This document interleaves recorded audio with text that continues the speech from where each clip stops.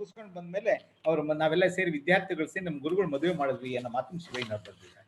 ಪೌರೋಹಿತ್ಯ ನೋಡಿ, ಇನ್ನೊಂದು ಮಾತು, ಈಗೆಲ್ಲ ನಿಮ್ಗೆ ಗೊತ್ತು ಪೌರೋಹಿತ್ಯ ಎಷ್ಟು ಸ್ಟ್ರಾಂಗು ಎಷ್ಟು ಕಾಸ್ಟ್ಲಿ ಅಂತ. ಈಗ ಒಂದು ಮದುವೆಗೆ ಅಂದ್ರೆ ₹1,00,000 ತನಕ ಈಗ ದಕ್ಷಿಣೆ ಅದು ಇದು ಕಲೆಕ್ಟ್ ಆಗ್ತಾ ಇರುವಂತ ಕಾಲ. ಅವ್ರು ಹೇಳ್ತಾ ಇದ್ದಿದ್ ಮಾತು ನೋಡಿ, ಪೌರೋಹಿತ್ಯಕ್ಕೆ ಹೋದ ಕಡೆಗೆಲ್ಲ ನಮ್ಮನ್ನು ಕರೆದುಕೊಂಡು ಹೋಗ್ತಿದ್ದರು. ನಾವು ಚಿಕ್ಕ ಹುಡುಗರಾಗಿದ್ದರೂ ಕೂಡ ಅವರು ತಮ್ಮನ್ನು ಬಹುವಚನದಲ್ಲೇ ಮಾತನಾಡ್ತಾ ಇದ್ರು. ನಾನು ನೀವು ಅಂದ್ರೆ ಏಕವಚನ ಬಾರೋ ಇಲ್ಲಿ ಅಂತ ಕರಿತೇನೆ, ಬಾಪ ಇಲ್ಲಿ ಅಂತಾನೆ ಕರೀತಾ ಇದ್ದೆ. ಇದರಿಂದ ನಮಗೆ ಸಂಕೋಚವಾಗುತ್ತಿತ್ತು, ಗಾಬರಿಯೂ ಆಗುತ್ತಿತ್ತು. ಆದರೂ ಬೆಂಗಳೂರಿನಲ್ಲಿರುವವರೆಗೆ ಅವರ ಜೊತೆಯಲ್ಲಿಯೇ ನಾನು ಪೌರೋಹಿತ್ಯಕ್ಕೆ ಹೋಗುತ್ತಿದ್ದೆ. ಇದು ನನ್ನ ಮೇಲೆ ಹೆಚ್ಚಿನ ಪ್ರಭಾವ ಬೀರಿತು. ಏನು ಕೊಟ್ಟರೆ ಅದನ್ನು ತೆಗೆದುಕೊಳ್ಳಬೇಕು, ಬೇಜಾರು ಪಡಬಾರದು, ಮುಖ ಸಿಂಡ್ರಿಸಬಾರದು, ಇಲ್ಲದಿದ್ದರೆ ಹೋಗಲೇಬೇಡಿ ಅನ್ನೋ ಮಾತನ್ನು ಹೇಳ್ತಾ ಇದ್ದೆ. ಅಂದ್ರೆ ಏನೋ ₹10 ಕೊಟ್ಬಿಟ್ರು ದಕ್ಷಿಣೆ ಅಂತ ಮುಖ ಗಂಟಾಕಬಾರ್ದು. ಅವ್ರು ಏನು ಕೊಡ್ತೋ ಅದು ತಗೋಬೇಕು. ಅವ್ರು ಏನು ಕೊಡುತ್ತಾರೆ ಎನ್ನುವುದು ಮೇಲೆ ನಿಮ್ಮ ದೃಷ್ಟಿ ಇರಬಾರ್ದು. ಎಲ್ಲ ನೋಡಲು ಎಲ್ಲ ಮೂಡವು ಮಳೆ ಸುರಿಸುವುದಿಲ್ಲ, ನೀವು ಕರ್ತವ್ಯ ಮಾಡಿದ್ದು ಉಳಿಯುತ್ತೆ. ಎಂಥ ಮಾತನ್ನ ಹೇಳಿದ್ರು. ಈಗ ಪುರೋಹಿತರಿಗೆ ಈ ಮಾತು ಅನ್ವಯಿಸುತ್ತೆ. ಈಗ ಬಹಳ ಕಾಸ್ಟ್ಲಿ ಆಗ್ಬಿಟ್ಟಿರೋದ್ರಿಂದ ಇಂಥ ಮಾತನ್ನ ಇನ್ನೂ ಒಂದ್ಸರಿ ಒತ್ತಿ ಹೇಳ್ಬೇಕಾಗತ್ತೆ. ಸಿದ್ಧಗಂಗಾ ಕ್ಷೇತ್ರದ ಮಹಿಮೆ ಹಾಗೂ ಅಲ್ಲಿನ ಪಂಡಿತರ ವೈಚಾರಿಕತೆಗೆ ಮಾರು ಹೋಗಿ ಅಭ್ಯಾಸ ಮುಂದುವರಿಸಲು ಚಾಮರಾಜೇಂದ್ರ ಕಾಲೇಜಿಂದ ಅಲ್ಗೋದ್ರು. ವಿದ್ಯುತ್ ಪರೀಕ್ಷೆಯಲ್ಲಿ ತೆರೆಗಡೆ ಹೊಂದಿ ಬೆಂಗಳೂರು ಚಾಮರಾಜೇಂದ್ರ ಸಂಸ್ಕೃತ ಕಾಲೇಜಿಗೆ ಅಧ್ಯಾಪಕರಾಗಿ ಬಂದಿದ್ದು ನಾನು ಹಾಗೆ ಸ್ವಂತ ಅಭ್ಯಾಸದಿಂದ ಮದ್ರಾಸ್ ವಿಶ್ವವಿದ್ಯಾಲಯದಿಂದ ಕನ್ನಡ ವಿದ್ವಾನ್ ಪರೀಕ್ಷೆ ಪಾಸ್ ಮಾಡಿದ್ದನ್ನು ಸಹ ನಾನು ಹೇಳಿದೆ. ಎಲ್ ಶಿವಲಿಂಗಪ್ಪನವರು ತಮ್ಮ ಲೇಖನದಲ್ಲಿ ಸಂಸ್ಕೃತ ಕೆಲವೇ ಜನರ ಸ್ವತ್ತಾಗಬಾರದು, ಪ್ರತಿಯೊಬ್ಬರ ಸ್ವತ್ತಾಗಬೇಕು ಎಂಬ ಹಂಬಲ ಆರಾಧರಿಗಿತ್ತಂತೆ. ಎಲ್ಲರೂ ಸಂಸ್ಕೃತ ಕಲಿಬೇಕು. ಇದು ಕೇವಲ ಹಂಬಲ ಆಸೆ ಆಗಿರಲಿಲ್ಲ, ಕಾರ್ಯರೂಪಕ್ಕೆ ತಂದಿದ್ದರು. ಸಂಜೆ ಹೊತ್ತು ಅವರ ಮನೆಯಲ್ಲಿ ಸಂಸ್ಕೃತ ಪಾಠಶಾಲೆ ಆಗಿತ್ತು. ಮನೆಯಲ್ಲೇ ಸಂಸ್ಕೃತ ಪಾಠಶಾಲೆ ಆಗಿತ್ತು. ರಾಜಾರಾಮ್ ಅಗ್ರಹಾರದಿಂದ ಅವ್ರ ಮನೆಯಲ್ಲಿ ಅವ್ರ ಮಕ್ಕಳೊಡನೆ ಇತರರಿಗೂ ಪಾಠ ಬೋಧಿಸ್ತಾ ಇದ್ರು, ಬೇರೆಯವ್ರಿಗೂ ಹೇಳ್ಕೊಡ್ತಾ ಇದ್ರು. ಹಾಗೆ ನಮ್ಮ ಮಾತು ಹೇಳ್ತಾರೆ. ಸ್ವಾತಂತ್ರ್ಯ ಹೋರಾಟದಲ್ಲಿ ವೇದಾಧ್ಯಯನ ಮಾಡುವ ಅವರಿಗೂ ಎಲ್ಲರಿಗೂ ಸ್ವಾತಂತ್ರ್ಯ ಪೂರ್ವದಲ್ಲಿ ವೇದಾಧ್ಯಯನ ಮಾಡುವ ಅವಕಾಶ ಎಲ್ರಿಗೂ ಇರಲಿಲ್ಲ. ಸಾಹಿತ್ಯ, ವ್ಯಾಕರಣ, ತರ್ಕಗಳು ಬ್ರಾಹ್ಮಣೇತರರಿಗೆ ಮೀಸಲಾಗಿದ್ದವು. ಬೆಂಗಳೂರಿನ ಚಾಮರಾಜೇಂದ್ರ ಸಂಸ್ಕೃತ ಪಾಠಶಾಲೆಯಲ್ಲಿ ಅಭ್ಯಸಿಸಿದ ರೀತಿ ಕ್ಲಿಷ್ಟಕರ. ಆದಾಗ್ಯೂ ಸಿದ್ಧಗಂಗೆಗೆ ಹೋಗಿ ಪಂಡಿತ್ ಪರೀಕ್ಷೆ ಪೂರೈಸಿ ಅದೇ ಸಂಸ್ಕೃತ ಕಾಲೇಜಿನಿಂದ ಉಪನ್ಯಾಸಕರಾದರು. ದ್ವೈತ, ಅದ್ವೈತ, ವೇದಾಧ್ಯಯನಗಳ ಎಲ್ಲರಿಗೂ ಲಭಿಸಬೇಕು ದೃಷ್ಟಿಯಿಂದ ಹೋರಾಟ ನಡೆಸಿ ಪತ್ರಿಕೆಗಳ ಮೂಲಕ ಸಾರ್ವಜನಿಕ ಮತ್ತು ಮೇಲಾಧಿಕಾರಿಗಳ ಗಮನಕ್ಕೆ ತಂದರು. ಜನ ಸೇರಿಸಿದರು, ಘೋಷಣೆಗಳನ್ನು ಮೊಳಗಿದವು. ದಿವಾನರ ಆಡಳಿತ ಕಾಲುವುದು. ದಿವಂಗತ ಸರ್ ಪುಟ್ಟಣ ಶೆಟ್ಟರ ನೇತೃತ್ವದಲ್ಲಿ ಸಭೆ ನಡೆದು ವೇದಾಧ್ಯಯನ ಮಾಡುವ ಹಕ್ಕನ್ನು ಸಾರ್ವತ್ರಿಕಗೊಳಿಸಿದರು. ಶ್ರೀ ಆರಾಧ್ಯರ ಹೋರಾಟಕ್ಕೆ ಮನ್ನಣೆ ದೊರಕಿತು. ಪುಳಕಿತಗೊಂಡ ಶ್ರೀಯುತರು ಜೈನ ಸಿದ್ಧಾಂತ ವಿಭಾಗವನ್ನು ವಿಶಿಷ್ಟಾದ್ವೈತ ವಿಭಾಗ ತೆರೆಯಲು ಶ್ರಮಿಸಿದರು. ಶ್ರಮಕ್ಕೆ ತಕ್ಕ ಪುರಸ್ಕಾರ ದೊರೆಯಿತು. ಮೇಲಾಧಿಕಾರಿಗಳು ಸಮ್ಮತಿಸಿದರು. ಆದರೆ ಸಹೋದ್ಯೋಗಿಗಳ ಮತ್ತು ಅಂಧಾಭಿಮಾನಗಳ ಆಕ್ರೋಶಕ್ಕೆ ಕಾರಣರಾದರು. ಇದ್ಯಾವುದಕ್ಕೂ ಸೊಪ್ಪು ಹಾಕದ ಶ್ರೀಯುತರು ತಮ್ಮ ಬರವಣಿಗೆಯನ್ನು ಜಾಗೃತಗೊಳಿಸಿದರು. ಪಠ್ಯಪುಸ್ತಕ ರಚನೆ ಕೈ ಹಾಕಿದರು. ದಿನೇ ದಿನೇ ಬೆಳೆಯುತ್ತಿದ್ದ ವರ್ಚಸ್ಸು ಇವರ ಪಾಲಿಗೆ ಮುಳ್ಳವಾಯಿತು. ಇದ್ದಕ್ಕಿದ್ದಂತೆ ಬೆಂಗಳೂರಿನಿಂದ ಮೈಸೂರು ಅರಮನೆ ಸಂಸ್ಕೃತ ಪಾಠಶಾಲೆಗೆ ವರ್ಗಾವಣೆ ಅಲ್ಲಾದರೂ ಇವರಿಗೆ ಅಷ್ಟು ಕಷ್ಟ ತಪ್ಪಲಿಲ್ಲ. ಇವರೊಬ್ಬರೇ ಬ್ರಾಹ್ಮಣೇತರ ಉಪಾಧ್ಯಾಯರು. ಶಕ್ತಿ ವಿಶಿಷ್ಟಾದ್ವೈತ ವಿಭಾಗವೂ ಸಹ ಇಲ್ಲ. ತಮ್ಮ ಸತತ ಪ್ರಯತ್ನದಿಂದ ಯಶಸ್ವಿಯಾಗಿ ಮೈಸೂರಿನಲ್ಲೂ ಆ 2 ವಿಭಾಗಗಳನ್ನು ಪ್ರಾರಂಭವಾದವು. ಇದು ಶ್ರೀಯುತರ ಹೋರಾಟದ ಫಲ. ಕ್ರಮೇಣ ಹೊಂದಾವಣಿಕೆ ಬಂದ ಸಹಪಂಡಿತರು ಆರಾಧ್ಯರ ಧ್ಯೇಯ ಸಾಹಸಗಳ ಮುಂದೆ ಶರಣರಾದರು. ವೀರಶೈವಾಗಮ ಪ್ರಾರಂಭಿಸಿ ತಮ್ಮದೇ ಆದ ವಿಶಿಷ್ಟ ರೀತಿಯ ಪಠ್ಯಪುಸ್ತಕ ತರಲು ಪ್ರಯತ್ನಿಸಿದರು. ವೀರಶೈವಾಗಮ ಪ್ರಯೋಗ ರತ್ನಂ ಇವರ ಪುಸ್ತಕಕ್ಕೆ ಶಿಕ್ಷಣ ಇಲಾಖೆಯ ಮಾನ್ಯತೆ ದೊರೆಯಿತು. ಹೀಗಾಗಿ ಶಬ್ದಕೋಶ, ಅಮರಕೋಶ ಇತ್ಯಾದಿಗಳು ಪ್ರಕಟಗೊಂಡವು. ಮೈಸೂರು ಕ್ಯಾತ್ನಹಳ್ಳಿ ಸಂಸ್ಕೃತ ಪಾಠಶಾಲೆಯಲ್ಲಿ, ಜಪ್ಪತ್ಕಟ್ಟೆ ಮಠದಲ್ಲಿ ಶ್ರಾವಣ ಮಾಸದ ಕಾರ್ಯಕ್ರಮಗಳಲ್ಲಿ ಖ್ಯಾತ ಗಮಕಿಗಳಾದ ಕೌಶಿಕ್, ಗೌರಮ್ಮ ನಾಗರಾಜ್, ಜಯಸೀತರೊಡನೆ ವ್ಯಾಖ್ಯಾನಕಾರರಾಗಿ ವ್ಯಾಖ್ಯಾನ ಮಾಡುತ್ತಿದ್ದರು. ಸಂಸ್ಕೃತ ಪಾಠಶಾಲೆಯಲ್ಲಿ ವಿದ್ಯಾರ್ಥಿಗಳಿಂದ ಪ್ರತಿಜ್ಞಾ, ಸೌಗಂಧರಾಯಣ, ಚಾಣಕ್ಯ, ಯೋಗಂಧರಾಯಣ, ಚಾಣಕ್ಯ, ಅಭಿಜ್ಞಾನ ಶಾಕುಂತಲ, ವೃಕ್ಷಕಟಿಕ ಮೊದಲಾದ ನಾಟಕಗಳನ್ನು ಅವರು ಮಾಡಿಸುತ್ತಿದ್ದರು. ತ್ರಿವಿಧ ದಾಸೋಹಿಗಳಾದ ಗೌಡ್ರ ವೀರಭದ್ರಪ್ಪನವರು ಮತ್ತು ಆದರ್ಶ ಶಿವಶರಣೆ ಕರಬಸಮ್ಮನವರು ಗೌಡ್ರ ಕಿರಿ ಪುಸ್ತಕವನ್ನು ಆಗಲೇ ನಾನು ಹೇಳಿದೆ 3000 ಮಠದಲ್ಲಿ 1984ರಲ್ಲಿ ಪ್ರಕಟಿಸಿದರು. ಮಹಾತ್ಮ ಗಾಂಧೀಜಿಯವರು 1933ರಲ್ಲಿ ಹರಿಜನ ಸಮಸ್ಯೆಯ ಬಗೆಗೆ 21 ದಿನಗಳ ಉಪವಾಸವನ್ನು ಮಾಡಿದರು. ಆರಂಭಿಸಿದಾಗ ಪುಟ ಗಾಂಧಿ ಭಕ್ತರಾದ ನಾನು ಅವರನ್ನು ಸಂದರ್ಶಿಸಲು ಪುಣೆ, ಮುಂಬೈಗೆ ಹೋಗ್ಬಿಟ್ರು. ಅಲ್ಲಿ ಗಾಂಧೀಜಿಯವರು ಯರವಾಡ ಜೈಲಿನಲ್ಲಿದ್ದರು. ಉಪವಾಸ ಮುಕ್ತಾಯವರೆಗೆ ಯಾರಿಗೂ ದರ್ಶನಕ್ಕೆ ಅವಕಾಶವಿರಲಿಲ್ಲ. ಆ ಅವಧಿಯಲ್ಲಿ ಮುಂಬೈಯಲ್ಲಿ ಅಲ್ಲಿನ ಆರ್ಯ ಸಮಾಜದಲ್ಲಿ ಸ್ಥಳಾವಕಾಶ ಮಾಡಿ ದೊರಕಿಸಿಕೊಂಡಿದ್ದ ಈ ಅವಧಿಯಲ್ಲಿ ಹೋಟೆಲ್ ಆಹಾರ ನಿಷೇಧ. ಅಂದ್ರೆ ಅವ್ರು ಪೌರೋಹಿತರಾಗಿದ್ದರಿಂದ ಹೋಟೆಲ್ ತಿಂತಾ ಇರಲಿಲ್ಲ. 1 ಟನ್ ತುಂಬಾ ಮಾಲ್ದಿ ಪುಡಿ ತಗೊಂಡು ಹೋಗ್ಬಿಟ್ಟಿದ್ರು. ಜೊತೆಗೆ ಹಾಲು ಹಣ್ಣುಗಳು ಚೆಂದಿದ್ದರಿಂದ ಮಲಬದ್ಧತೆ ಉಂಟಾಗಿ ಅವರಿಗೆ ಫಿಸ್ಟುಲಾ ಪ್ರಾರಂಭವಾಗಿ ಬೆಂಗಳೂರಿನಲ್ಲಿ ಆಸ್ಪತ್ರೆ ಸೇರಿ ಆಪರೇಷನ್ ಎಲ್ಲ ಮಾಡಬೇಕಾಯಿತು.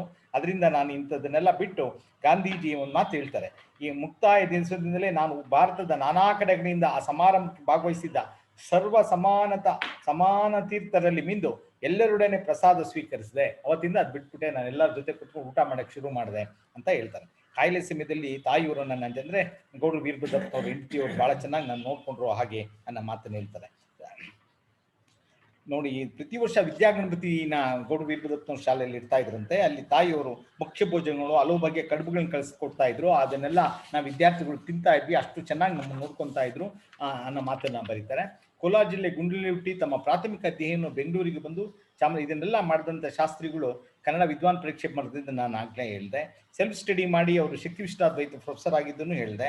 ಸಾಹಿತ್ಯ ಸೇವೆ ಬಹಳ ದೊಡ್ಡದು ಮತ್ತು ವಿಸ್ತಾರವಾಗಿರೋದು. ಒಂದೇ ದಿನ ಅವರ ಜೀವನ ಮತ್ತು ಸಾಹಿತ್ಯ ಕುರಿತು ಮಾತನಾಡೋದು ನಿಜವಾಗ್ಲೂ ಬಹಳ ಕಷ್ಟ. ಆದರೆ ಅವರು ಮಾಡಿದಂಥ ಸಾಹಿತ್ಯ ಸೇವೆ ಕುರಿತು ಒಂದು 10 ನಿಮಿಷ ನಾನು ಮಾತಾಡ್ತೀನಿ. ಯಾಕೆಂದ್ರೆ ಆರಾಧ್ರ ಅಗಾಧವಾದಂಥ ಶ್ರೀಪತಿ ಪಂಡಿತಾರಾಧ್ಯ ವಿರಚಿತ ಶೀಕರ ಭಾಷ್ಯವನ್ನ ಅದನ್ನು ಎಡಿಟ್ ಮಾಡಿ ಅದರ ಬಗ್ಗೆ ವಿಶೇಷವಾದ ಮುನ್ನುಡಿಯನ್ನ ಬರೆದು ಮೈಸೂರು ವಿಶ್ವವಿದ್ಯಾಲಯದಿಂದ ಪ್ರಕಟ ಮಾಡಿದ್ದಾರೆ.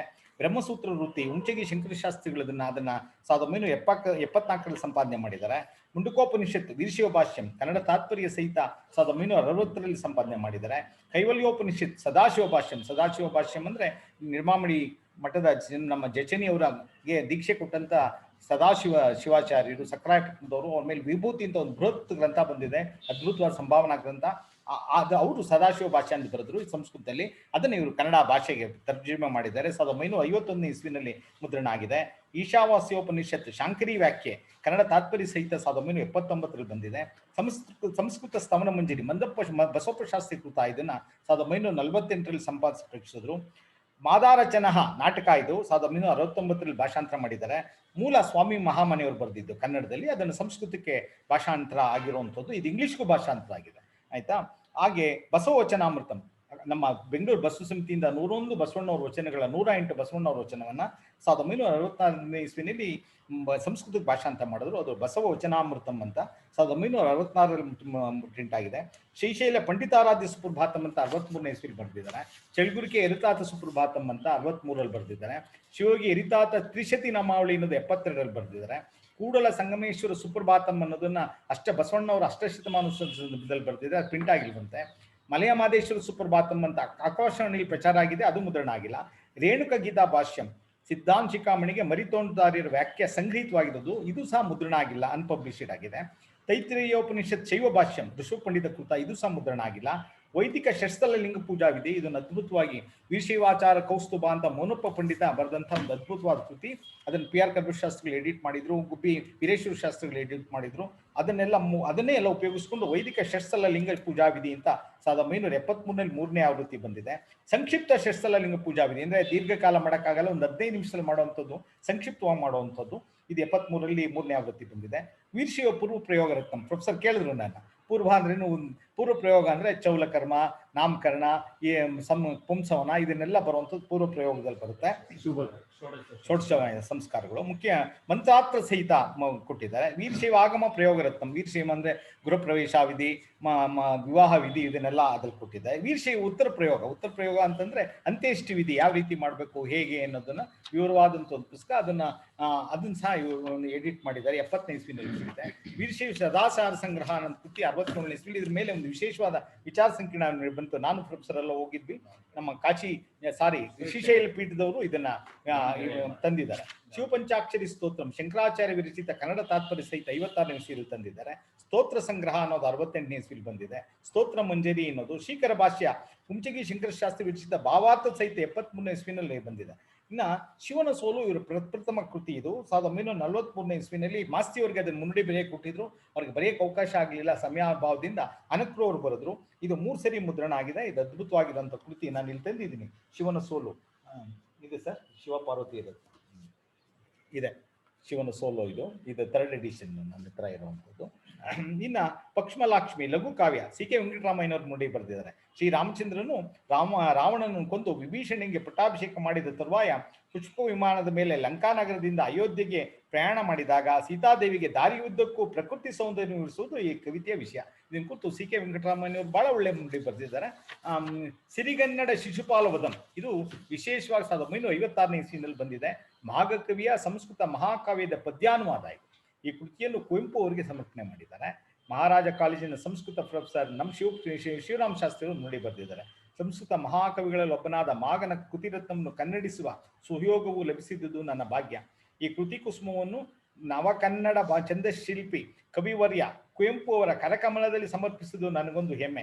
ಇಂಥ ಸುಮಧುರ ಸನ್ನಿವೇಶವನ್ನು ದೊರಕಿಸಿಕೊಟ್ಟ ಶ್ರೀಯುತರಿಗೆ ಚಿರಋಣಿಯಾಗಿದ್ದೇನೆ ಅನ್ನೋ ಮಾತು ಮಾಡಿ ಕುವೆಂಪು ಅವರ ಮಧ್ಯ ವಯಸ್ಸಿನ ಫೋಟೋ ಹಾಕಿ ತುಂಬಾ ಚೆನ್ನಾಗಿ ಪ್ರಿಂಟ್ ಮಾಡಿದ್ದಾರೆ. ಈ ಕೃತಿಯನ್ನು ಅಮೂಲಾಗ್ರವಾಗಿ ಅವಲೋಕಿಸಿ ಅಮೂಲ್ಯವಾದ ಸಲಹೆಯನ್ನು ನೀಡಿದ ಬೆಂಗಳೂರು ಸಂಸ್ಕೃತ ಕಾಲೇಜಿನ ವಿದ್ವಾನ್ ಕೆ ನರಸಿಂಹಾಚಾರ್ಯರು, ಮೈಸೂರು ಸಂಸ್ಕೃತ ಕಾಲೇಜಿನ ಲಕ್ಷ್ಮೀಕಾಂತ ಅಯ್ಯಂಗಾರರು ಈ ಗ್ರಂಥವನ್ನು ಪರಿಶೀಲಿಸಿ ಪ್ರೋತ್ಸಾಹಿಸಿದರು.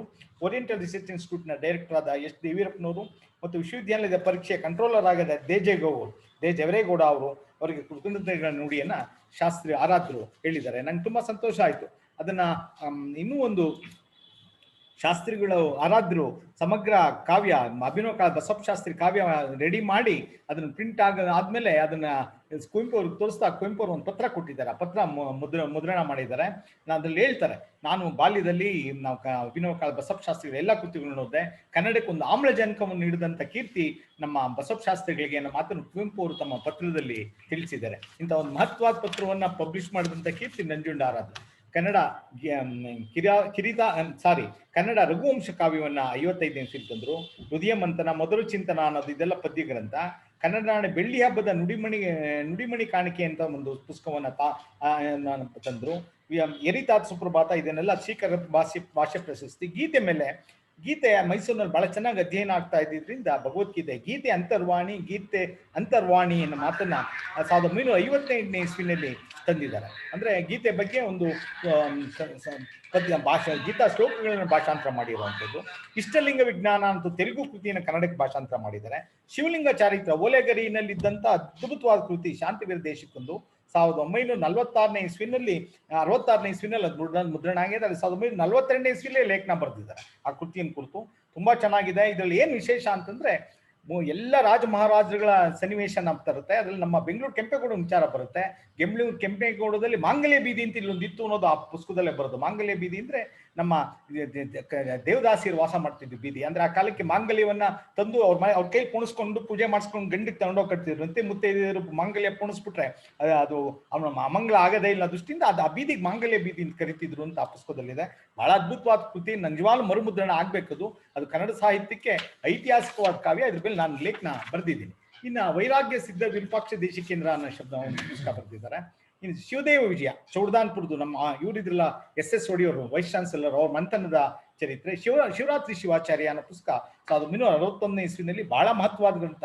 ಸುತ್ತೂರು ಮಠದ ಎಲ್ಲ ದಾಖಲೆಗಳನ್ನ, ಪ್ರಕಟಿತ ಕೃತಿಗಳನ್ನ, ಪ್ರಕಟಿತ ಕಾಗದ ಪತ್ರಗಳನ್ನ ನೋಡಿ ಒಂದು ಅದ್ಭುತವಾದ ಮಠದ ಇತಿಹಾಸವನ್ನು 1000 ವರ್ಷದ ಇತಿಹಾಸವನ್ನು ಕಟ್ಕೊಟ್ಟಿದ್ದಾರೆ. ನನ್ನ ಪ್ರಕಾರ ಸರಿಯಾಗಿ ವಿದ್ವಾಂಸರು ಆ ಪುಸ್ತಕ ಗಮನಿಸಿಲ್ಲ.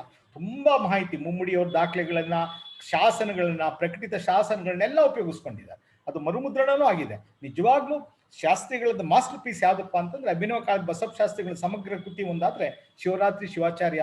ಅಂದ್ರೆ ಆ ಕಾಲಕ್ಕೆ ದೊರಕುವಂತ ಎಲ್ಲ ಶಾಸನಗಳನ್ನ, ಕಾಗದ ಪತ್ರಗಳನ್ನ ಓದಿ ಅದರಲ್ಲಿ ಅಡಕಿಸಿ ಅದನ್ನ ಬರೆದಿರುವಂಥದ್ದು. ವೀರಶೈವ ವೇದಾಧಿಕಾರ ವಿಜಯ ಅಂದ್ರೆ ಪರಳಿ ಪ್ರಕರಣ. ಇದರಲ್ಲಿ ವೀರಶೈವರು ವೇದ ಅಭಿಷೇಕ ಮಾಡ್ಬೋದೋ ಇಲ್ವೋ ಅಂತ ಒಂದು ವಾದ ನಡೀತು. ಒಂದು ನಿಜಾಮ ಏನ್ ಮಾಡ್ದ, ಒಂದು ಕಮಿಟಿನೇ ಫಾರಂ ಮಾಡಿದಾಗ ಚೌಡ ಅದನ್ನ ಮೈಸೂರು ಸ್ಟಾರ್ ಅಲ್ಲಿ ಅದೆಲ್ಲ ಬರ್ತಾ ಇತ್ತು. ಅದನ್ನೆಲ್ಲ ಸಂಗ್ರಹ ಮಾಡಿ ಒಂದು ಅದ್ಭುತವಾದ ಕೃತಿ ಬರ್ತಿದ್ದಾರೆ, ವೀರಶೈವ ವೇದಾಧಿಕಾರ ವಿಜಯ ಅಂತ. ಇನ್ನು ಭೀಮೇಶ್ವರ ಕ್ಷೇತ್ರಗಳು ಅನ್ನೋ ಒಂದು ಗಿರಿಜಾ ಕಲ್ಯಾಣ, ಹರಿಹರನ ಗಿರಿಜಾ ಕಲ್ಯಾಣಕ್ಕೆ ಕನ್ನಡ ಟೀಕೆಯನ್ನು ಬರೆದು ಸಾಹಿತ್ಯ ಪರಿಷತ್ತಿಂದ ಅದು ಪ್ರಕಟ ಆಗಿದೆ. ಇನ್ನು ರೇವಣ ಸಿದ್ದೇಶ್ವರನ ಕುರಿತು ಒಂದು ಪುಸ್ತಕ ಬರೆದಿದ್ದಾರೆ. ಅಭಿನವ ಕಾಲದ ಬಸವಶಾಸ್ತ್ರಿಗಳ ಕುರಿತು 77ನೇ ಇಸ್ವಿನಲ್ಲಿ ನಾನು ಆಗ್ಲೇ ಹೇಳಿದೆ ಅದು ಸಮಗ್ರ ಕಾವ್ಯ ತಂದ್ರು. 45ನೇ ಇಸ್ವಿನಲ್ಲಿ ಅನುಕೂಲ ಅಧ್ಯಕ್ಷತೆನಲ್ಲೇ ಒಂದು ಪುಸ್ತಕ ಬರೆದ್ಬಿಟ್ಟಿದ್ದಾರೆ. ಅಂದ್ರೆ ಆ ಕಾಲಕ್ಕೆ ಅಷ್ಟೊತ್ತಿಗಾಲೇ 55 ವರ್ಷ ಆಗಿತ್ತು. ಅವ್ರು 1891 ಸತ್ತೋಗಿದೆ ಅಭಿನವ ಕಾಲದ ಬಸವಶಾಸ್ತ್ರಿ ಆಕ್ಸಿಡೆಂಟ್ ಅಲ್ಲಿ. ಅಂದ್ರೆ 1891 ಅಂದ್ರೆ 9 ವರ್ಷ. ಆಮೇಲೆ 45 ಅಥವಾ 54 ವರ್ಷದ ನಂತರ ಅವ್ರ ಜೀವನ ಸಾಹಿತ್ಯ ಅವ್ರು ನೋಡಿದವ್ರನ್ನ ಇದನ್ನೆಲ್ಲ ಇಂಟರ್ವ್ಯೂ ಮಾಡಿ ಒಂದು ಅದ್ಭುತವಾದ ಜೀವನ ಚರಿತ್ರೆಯನ್ನು ಕಟ್ಕೊಟ್ಟಿದ್ದಾರೆ. ಅದು ದುರಂತ ಏನಪ್ಪಾ ಅಂದ್ರೆ 45ನೇ ಇಸ್ವಿ ಮತ್ತೆ ಅದು ಮರುಮುದ್ರಣ ಆಗ್ಲಿಲ್ಲ. ಇನ್ನ ಅಭಿನವ ಕಾಲದ ದಾಸದುಗ್ಗಳೆ ಮೈಸೂರು ವಿಶ್ವವಿದ್ಯಾಲಯದಲ್ಲಿ ಕವಿ ಮುರಾರಿ, ಮಾಘಕವಿ, ಮಹಾಕವಿ ಭಾರವಿ, ಕವಿ ಶ್ರೀ ಹರ್ಷ, ಭಟ್ಟನಾರಾಯಣ ಕೃತಿಗಳು ಬರೆದಿದ್ದಾರೆ. ಇನ್ನ ಸಮಕಾಲೀನ ಅಂದ್ರೆ ಸ್ವಲ್ಪ ಹಿರಿಯ ವಿದ್ವಾಂಸರಾದ ಇಡುಗೂರು ರುದ್ರಕವಿ ಬಗ್ಗೆ ಆಗ ನಿಜವಾಗ್ಲೂ ಅವ್ರು ಬರೀದೇ ಇದ್ರೆ ನಮ್ಗೆ ಯಾರಿಗೂ ಗೊತ್ತಿರಲಿಲ್ಲ. ಗುಬ್ಬಿ ಕಂಪ್ನಿಗಿಂತ ಮುಂಚೆನೆ ಒಂದು ನಾಟಕ ಕಂಪ್ನಿ ಮಾಡಿದ್ದ ಅವರು. ಪಾಲ್ಕುತ್ಕೆ ಸೋಮನಾಥನ ಅಕ್ಷರಾಂಕನ ಗದ್ದಿ ಟೀಕೆ ಬರೆದಿದ್ದಾನೆ. ನಮ್ಮ GS ಸಿದ್ಲಿಂಗಯ್ಯನವರು, ಪ್ರೊಫೆಸರ್ GS ಸಿದ್ಲಿಂಗಯ್ಯನವರು ಮುತ್ತಾತ ಅಥವಾ ತಾತ ಅದನ್ನು ಪಬ್ಲಿಷ್ ಮಾಡೋರೆ. ಬೆಳ್ಳಾವಿಯಿಂದ ಅವ್ರ ಮಂತಂದವರು ಅದನ್ನ 24 ಪುಟ ಪುಸ್ತಕ. ಇಡುಗೂರು ರುದ್ರಕವಿ ತುಮಕೂರಿನಲ್ಲಿ ಗುಬ್ಬಿನಲ್ಲಿ ಮತ್ತು ಬೆಳ್ಳಾವಿನಲ್ಲಿ ಒಂದು ಮರಳು ಏನಂತಿದ್ರು ಅವ್ರಿಗೆ ಮಠದ ಮರಳ ಮೇಲೆ ಅಕ್ಷರ ತಿರ್ಸೋಂತ ಒಂದು ಶಾಲೆ ನಡೆಸ್ತಾ ಇದ್ರು ಗುರುಕುಲ. ಅದ್ರಲ್ಲಿ ಅಲ್ಲಿ ಅವ್ರಿಗೆ ಚೆನ್ನಾಗಿ ವೇದ, ಉಪನಿಷತ್ತು, ಆಗಮ, ರುದ್ರ, ನಮಕ, ಚಮಕ, ಪುರುಸೂಕ್ತ ಎಲ್ಲವನ್ನೂ ಹೇಳ್ಕೊಡ್ತಾ ಇದ್ರು. ಅಂತ ರುದ್ರಕವಿಗಳು ಪಾಲ್ಕುರ್ಕೆ ಸೋಮನಾಥನ ಅಕ್ಷರಾಂಕ ಗದ್ಯಕ್ಕೆ ಟೀಕೆ ಬರ್ದವ್ರೆ. ಅದನ್ನ ಆ ಕಾಲಕ್ಕೆ GS ಸಿದ್ಧಲಿಂಗಯ್ಯನವರ ತಾತ ಆ ಪುಸ್ತಕ ಪಬ್ಲಿಷ್ ಮಾಡೋರು. 32 ಪೇಜ್ ಇದೆ. ಇನ್ನು ಗುರು ಆಲ್ ಸ್ವಾಮಿಗಳು ಗುಬ್ಬಿ ತೋಟದಪ್ಪನವ್ರು ಹಾಸ್ಟೆಲ್ ಅವರು ಆ ಸಂಪರ್ಕ ಬಾಲ್ಯದಲ್ಲೆಲ್ಲ ನೋಡಿದ್ರಿಂದ ಗುಬ್ಬಿ ತೋಟದಪ್ಪನವ್ರ ಬಗ್ಗೆ ಸುಮಾರು 61ನೇ ಇಸ್ವಿನಲ್ಲಿ ಅದ್ಭುತವಾಗಿ ಸಂಶೋಧನೆ ಮಾಡಿ ಎಲ್ಲರನ್ನು ಮಾತಾಡಿಸಿ ಒಂದು ಒಳ್ಳೆ ಪುಸ್ತಕವನ್ನ ಬರೆದಂತ ಕೀರ್ತಿ. ಗೌರಿಶಂಕರ ಸ್ವಾಮಿಗಳು ಲಿಂಗೈಕ್ಯರಾದಾಗ ಅವ್ರ ಕುರಿತು ಒಂದು ಅದ್ಭುತವಾದಂತ PR ಕರ್ಬುಷ ಶಾಸ್ತ್ರಿಗಳು ಹೇಗೆ ಅಭಿನವ ಕಾಲ ಬಸವಶಾಸ್ತ್ರಿಗಳನ್ನ ಕುರಿತು ಅವರ ಚರ್ಮಗೀತೆಯನ್ನು ಬರೆದ್ರು, ಅದೇ ರೀತಿ ಗೌರಿಶಂಕರ ಸ್ವಾಮಿಗಳ ಕುರಿತು, ಅವ್ರ ವಿದ್ವತ್ತನ ಕುರಿತು, ಅವ್ರ ಸಾಹಿತ್ಯ ಸೇವೆ ಕುರಿತು ನಂಜುಂಡಾರಾದ್ರು ಒಂದು ಲಘು ಕೃತಿಯನ್ನ ಬರೆದಿದ್ದಾರೆ. ಇನ್ನು H. ಸಿದ್ದಯ್ಯನವರು, PR ಕರ್ಬುಷ ಶಾಸ್ತ್ರಿಗಳು, ಇವ್ರ ಬಗ್ಗೆ ಹುಂಚಗಿ ಶಂಕರ ಶಾಸ್ತ್ರಿಗಳು, ಶ್ರೀ ಗುಂಪ್ರಾನ್ ಶಾಸ್ತ್ರಿಗಳು, ಇವ್ರ ಮೇಲೆ ಎಲ್ಲ ಕೆಲವು 2-3 ಲೇಖನ ಬರೆದಿದ್ದಾರೆ. PR ಕರ್ಬುಷ ಶಾಸ್ತ್ರಿಗಳು, ಇನ್ನ ಕರ್ಬುಷ ಶಾಸ್ತ್ರಿಗಳ ಪುಸ್ತಕ ಇದರಲ್ಲಿ ಅಚ್ಚಾಗಿದೆ ನಮ್ಮ ಗದಗಿನ ತೊಂಡತಾರಿ ಮಠದಿಂದ. ಸೋಸ್ಲೆ ತೋಪಿನ ಮಠದ ಷಡಕ್ಷರ ಸ್ವಾಮಿಗಳು, ಇದನ್ನ ಒಂದು ನಿಮಿಷ ನಾನು ಹೇಳ್ಬೇಕು. ಇನ್ನೊಂದು ಪುಸ್ತಕ ಇದೆ ಕೊಡಿ ಸರ್. ಈ ಪುಸ್ತಕದ ಏನ್ ವಿಶೇಷ ಅಂತಂದ್ರೆ, ಇವರೊಂದು ಸ್ವಾಮಿಗಳು ಸ್ತ್ರೀಯರ ಮುಖ ದರ್ಶನ ಮಾಡ್ತಾ ಇದ್ರು. ಇವರು ಸೋಸ್ಲೆಯಲ್ಲಿ ಇರ್ತಾ ಇದ್ರು. ಮಹಾರಾಣಿಯವರು ಹೋದ್ರು, ಅವರು ತಟ್ಟಿಗೆಯಲ್ಲಿ ಕಿಂಡಿಲಿ ನೋಡಿ ಯಾರು ಬಂದವರು ಅವ್ರನ್ನ ಕರ್ಕೊಳ್ತಾ ಇದ್ರು. ಇವರು 41ನೇ ಇಸ್ವಿನ ಅವ್ರು ದರ್ಶನ ಮಾಡಿ 46ರಲ್ಲಿ ಒಂದು ಲೇಖನ ಬರೆದ್ಬಿಟ್ರು ಶಿವಾನುಭವದಲ್ಲಿ. ಆ ಲೇಖನ ನೋಡಿದಂತ ಒಬ್ಬ ಶಿವಶರಣೆ ಉತ್ತರ ಕರ್ನಾಟಕದವರು ಬಂದ್ಬಿಟ್ರು ಇಲ್ಲಿಗೆ ಮಂಗಳೂರು ಬಂದು, ನಾವಿಂತ ಅವ್ರನ್ನ ದರ್ಶನ ಮಾಡ್ಬೇಕು ಅಂತ ಅವಕಾಶ ಮಾಡಿಕೊಡಿದಾಗ ಅವರು ಸ್ತ್ರೀಯರ ದರ್ಶನ ಮಾಡಲ್ಲ, ನಾನು ದಯಮಾಡಿ ನೀವೇ ಹೋಗಿ ಪ್ರಯತ್ನ ಪಡಿ, ನನ್ಗೆ ಅದು ಕೇಳಿಬೇಡಿ, ಅದು ಸ್ವಾಮಿಗಳಿಗೆ ತೊಂದರೆ ಕೊಡಬೇಡಿ ಅಂತ ಹೇಳಿ ಅವರು ಹೇಳಿದ್ರು. ಆ ನಂತರ ಆಕೆ ಏನ್ ಮಾಡ ಹೋದ್ರು. ಆದ್ರೆ ಸ್ವಾಮಿಗಳು 2 ತಿಂಗಳಾದ್ರೂ ಆಕೆ ಅಲ್ಲಿ ಹಠ ಬಿಡ್ಲಿಲ್ಲ, ತಮ್ಮ ಪಾದ ದರ್ಶನ ಮಾಡ್ಲೇಬೇಕು ಅಂತ ಇವರು ಇರ್ಲಾಗ್ಲಿಲ್ಲ. ಒಂದ್ ದಿವಸ ಡಿಸೈಡ್ ಆಯ್ತು, ಇಂಥ ದಿವಸ ಬರೋದು ಅಂತ. ಅವ್ರು ನಾನು ಗಂಟೆ ಬಾರಿಸ್ತೀನಿ, ಶಿವಪೂಜೆ ಮನೆಯಲ್ಲಿ ಬರ್ಬೋದು ಅಂತ ಹೇಳ್ತಾರೆ. 1 ಗಂಟೆ ಆದ್ರೂ ಗಂಟೆ ಬಾರಿಸಲ್ಲ. 1 ಗಂಟೆಗೆ ಗಂಟೆ ಬಾರಿಸಿದಾಗ ಅವ್ರು ಹೇಳ್ತಾರೆ, ಆಕೆ ಬಂದು ದರ್ಶನ ಮಾಡ್ಕೊಂಡು ಹೋದ್ದು, ಮುಂದಿನ ಕೆಲಸ ಮಾಡಿ ಅಂತ. ಮುಂದಿನ ಕೆಲಸ ಮುಗಿಸಿ ಅಂತ ಅಲ್ಲಿ ನೋಡಿದ್ರೆ ಆಕೆ ಶಿವೈಕ್ಲ ಆಗ್ಬಿಟ್ಟಿದ್ರು. ಆಕೆ ಗದ್ಗೆಯಲ್ಲಿ ಮಾಡಿದ್ದಾರೆ ತೋಪಿನ ಮಠ. ಆ ಸ್ವಾಮಿಗಳನ್ನ ಇವರು 41ನೇ ಇಸ್ವಿನಲ್ಲಿ ಮೈಸೂರಿಗೆ ಹೋದಾಗಿ ನೋಡಿದ್ರು.